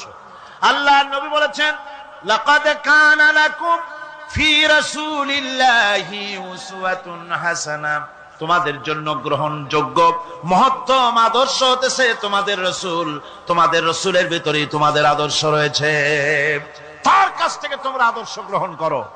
তিনি এতিমের আদর্শ, শিশুর আদর্শ, কিশোরদের আদর্শ, যুবকের আদর্শ, তরুণের আদর্শ, বৃদ্ধের আদর্শ, পিতার আদর্শ, নানার আদর্শ, স্বামীর আদর্শ, সেনাপতির আদর্শ, শ্রমিকের আদর্শ, রাষ্ট্রপ্রধানেরও সকলের জন্য আদর্শ। যেই যুগে বেহাপনার উলঙ্গপনা দিয়েছিল সমাজ ভর্তি, আল্লাহর ঘর তাওয়াফ করে নারী আর পুরুষেরা উলঙ্গ হয়ে, সেই যুগে রাসূলুল্লাহ যখন কাবা শরীফ রিকনস্ট্রাকশন হচ্ছিল, পুনর্নির্মাণ হচ্ছিল, তখন তিনি বহন করছিলেন পাথরগুলি মাথায় করে। তার চাচা তাকে বললেন, তোমার তো বড্ড কষ্ট হচ্ছে, তুমি এখন এইটাকে ঘাড়ের উপরে, লুঙ্গিটা খুলা ঘাড়ের উপরে রেখে তারপর এটা বহন করো। হুজুর যখন লুঙ্গির গিরায় হাত দিয়েছেন খুলবেন এই চিন্তা করে, ঘাড়ের উপরে রেখে পাথর বহন করবেন, লুঙ্গির গিটে হাত দিয়েছেন, খোলেন নাই। লুঙ্গির গিটের উপরে হাত রেখে তিনি চিন্তা করলেন, এতগুলি লোকের সামনে কাপড়টা খুললে পরে কি শরম হবে। কাপড়টা খোলেনি নাই, শুধু খুললে পরে কি লজ্জা হবে। এই আগাম শরমের অনুভূতিতে মুহাম্মদ সাল্লাল্লাহু আলাইহি ওয়াসাল্লাম বেহুশ হয়ে জমিনের উপরে পড়ে গিয়েছে। আদর্শ কাকে বলে? শিশুর আদর্শ, কিশোরের আদর্শ, স্বামীর আদর্শ, পিতার আদর্শ, নানার আদর্শ, গোটা পৃথিবীর সমস্ত মানুষের আদর্শ রাসূল করিম সাল্লাল্লাহু আলাইহি ওয়াসাল্লাম। তার কাছে তিনি স্ত্রীদের আদর্শ ছিলেন, তিনি নানার আদর্শ ছিলেন। ইমাম হোসেনকে তিনি কোলে নিচ্ছেন, ঘাড়ে উঠছে বাচ্চা, বুকের উপরে উঠছে। একজন সাহাবী বলছেন, হুজুর বাচ্চা পেলে আপনি এত আদর করেন, আমার তো ৬-৭টা ছেলে মেয়ে, আমি মোটে কোলেও নি না, আর জীবনে একবার সুমাও খাই না, আমার মোটে ইচ্ছাই করে না। হুজুর বললেন, আল্লাহ যদি তোমার দিলের মধ্যে রহম পয়দা না করেন তো আমি কি করতে পারি। হুজুর বাচ্চাকে নিয়ে আদর করছেন। ইমাম হোসেনকে বলছেন, হোসেন কে বড় বলো তো, তুমি বড় না আমি বড়? হোসেন বলছেন, নানাজি আমি আপনার থেকে বড়। আশ্চর্য কথা, তুমি আমার থেকে বড় কিভাবে? হোসেন বলছেন, নানাজি বলুন তো আপনার পিতার নাম কি? হুজুর বলছেন, আমার পিতার নাম আব্দুল্লাহ। হোসেন বলছেন, এই আব্দুল্লাহ এই পর্যন্তই শেষ, আপনি তো আমার পিতার মতো পিতা পান নাই, আমার আব্বার মতো আব্বা আপনার আছে। আমার আব্বাকে বলা হয় আসাদুল্লাহিল গালিব, সমস্ত কাফেরদের জন্য বিজয়ী বীর বাঘ আমার আব্বা। এবং আমার আব্বা সম্পর্কে আপনি বলেছেন, আনা মাদিনাতুল ইলম ওয়া আলিয়ুম বাবুহা, আমি হচ্ছে একটি জ্ঞানের রাজ্য, আর আলী হচ্ছে সেই রাজ্যে প্রবেশের প্রধান তোরণ। আমার বাপের মতো বাপ আছে আপনার? হুজুর আশ্চর্য হয়ে গেলেন, বাচ্চা বলে কি? হোসেন বলছেন, নানাজি এবার কোন তো দেখি, এবার বলুন তো দেখি আপনার মায়ের নাম কি? হুজুর বলছেন, আমার মায়ের নাম আমেনা। হযরত হোসেন বলছেন, এই আমেনা পর্যন্তই শেষ, কয়জনে চিনবে কর? আমার মায়ের মতো একটা মা আপনার আছে? আমার মায়ের মতো একটা মা আপনি পেয়েছেন? আমার মাকে চেনেন?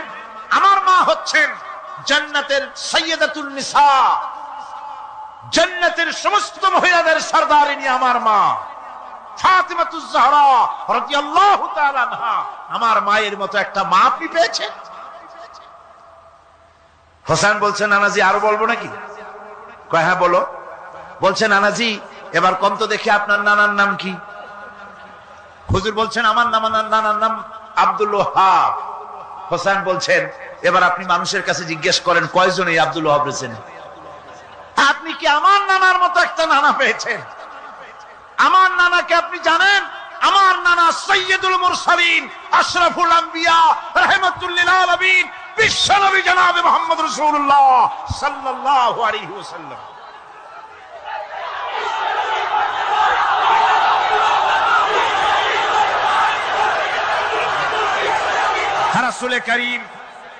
রাসূল করিম সাল্লাল্লাহু আলাইহি ওয়াসাল্লাম হোসেনকে বুকের সাথে জড়িয়ে ধরে হোসেনের ঠোঁটের উপরে, তার চিবুকের উপরে, তার গণ্ডদেশে, তার কপলে বারবার চুমু খেতে লাগলেন আর বললেন, নানা আমি আজকে তোমার সামনে হেরে গেলাম। সুবহানাল্লাহি ওয়া বিহামদিহি। কি আদর করতেন তিনি বাচ্চাদেরকে। রাসূলুল্লাহ রাস্তা দিয়ে যেতেন আর বাচ্চারা খেলাধুলা ছেড়ে রাসূলের কাছে ছুটে আসতো। একবার তো রাসূলুল্লাহ একটা বাচ্চার মাথায় হাত বুলিয়ে খেলা ছেড়ে দিয়ে ছুটে আসছে। হুজুর তাকে জিজ্ঞেস করলেন, তোমার সাথে যে পাখিটা থাকতো সেই লাল পাখিটা কই? ছেলে তো কেঁদে ফেললো। ছেলে বলে ফেললো যে আপনি বিশ্বনবী, আমি একটা ছোট্ট মানুষ, আমার পাখির খবর আপনি রাখেন। সুবহানাল্লাহি ওয়া বিহামদিহি। রাসূলুল্লাহ তার চরিত্র দিয়ে মানুষকে জয় করেছিলেন, মুহাব্বত দিয়ে, তরবারি দিয়ে ইসলাম প্রতিষ্ঠিত হয় নাই, ইসলাম এসেছে মহব্বত দিয়ে, উদারতা দিয়ে, ভালোবাসা দিয়ে। তরবারি দিয়ে ইসলাম বিজয় হয় নাই পৃথিবীর বুকে। পিতামাতার প্রতি ভালোবাসা ইসলামের এক মহান শিক্ষা, যা দেখতে পাওয়া যায় রাসূলুল্লাহ সাল্লাল্লাহু আলাইহি ওয়াসাল্লামের চরিত্রে। আল্লাহ রাব্বুল আলামিন বলেন, ওয়াকুল লাহুমা কাওলান কারীমা, মা বাবার সঙ্গে সম্মানজনক কথা বলো, খবরদার বেয়াদবি করবে না। আর মা বাপের জন্য, তাদের জন্য আমি আল্লাহ রাব্বুল আলামিনের কাছে দোয়া করো, রব্বিরহামহুমা কামা রাব্বায়ানি সাগীরা। পড়েন সবাই, রব্বিরহামহুমা কামা রাব্বায়ানি সাগীরা। আল্লাহ রাব্বুল আলামিন শিখাই দিলেন বান্দারে, তোর মা বাপের জন্য আমার কাছে দোয়া কর, আয় আল্লাহ আমার মা বাপ যেমন ছোট্টবেলায় আমাকে স্নেহের কোলে লালন পালন করেছে, মাবুদ গো আমার মা বাপকে তোমার রহমতের কোলে লালন পালন করো। আল্লাহ শিখাই দিচ্ছে। হাদিস শরীফ এসেছে, হুজুর বসে আছেন মসজিদে নববীতে, সাহাবায়ে কেরাম বসা, এক বৃদ্ধা মহিলা প্রবেশ করেছেন মসজিদে, হুজুর তাকে দেখে দাঁড়ায় গেলেন।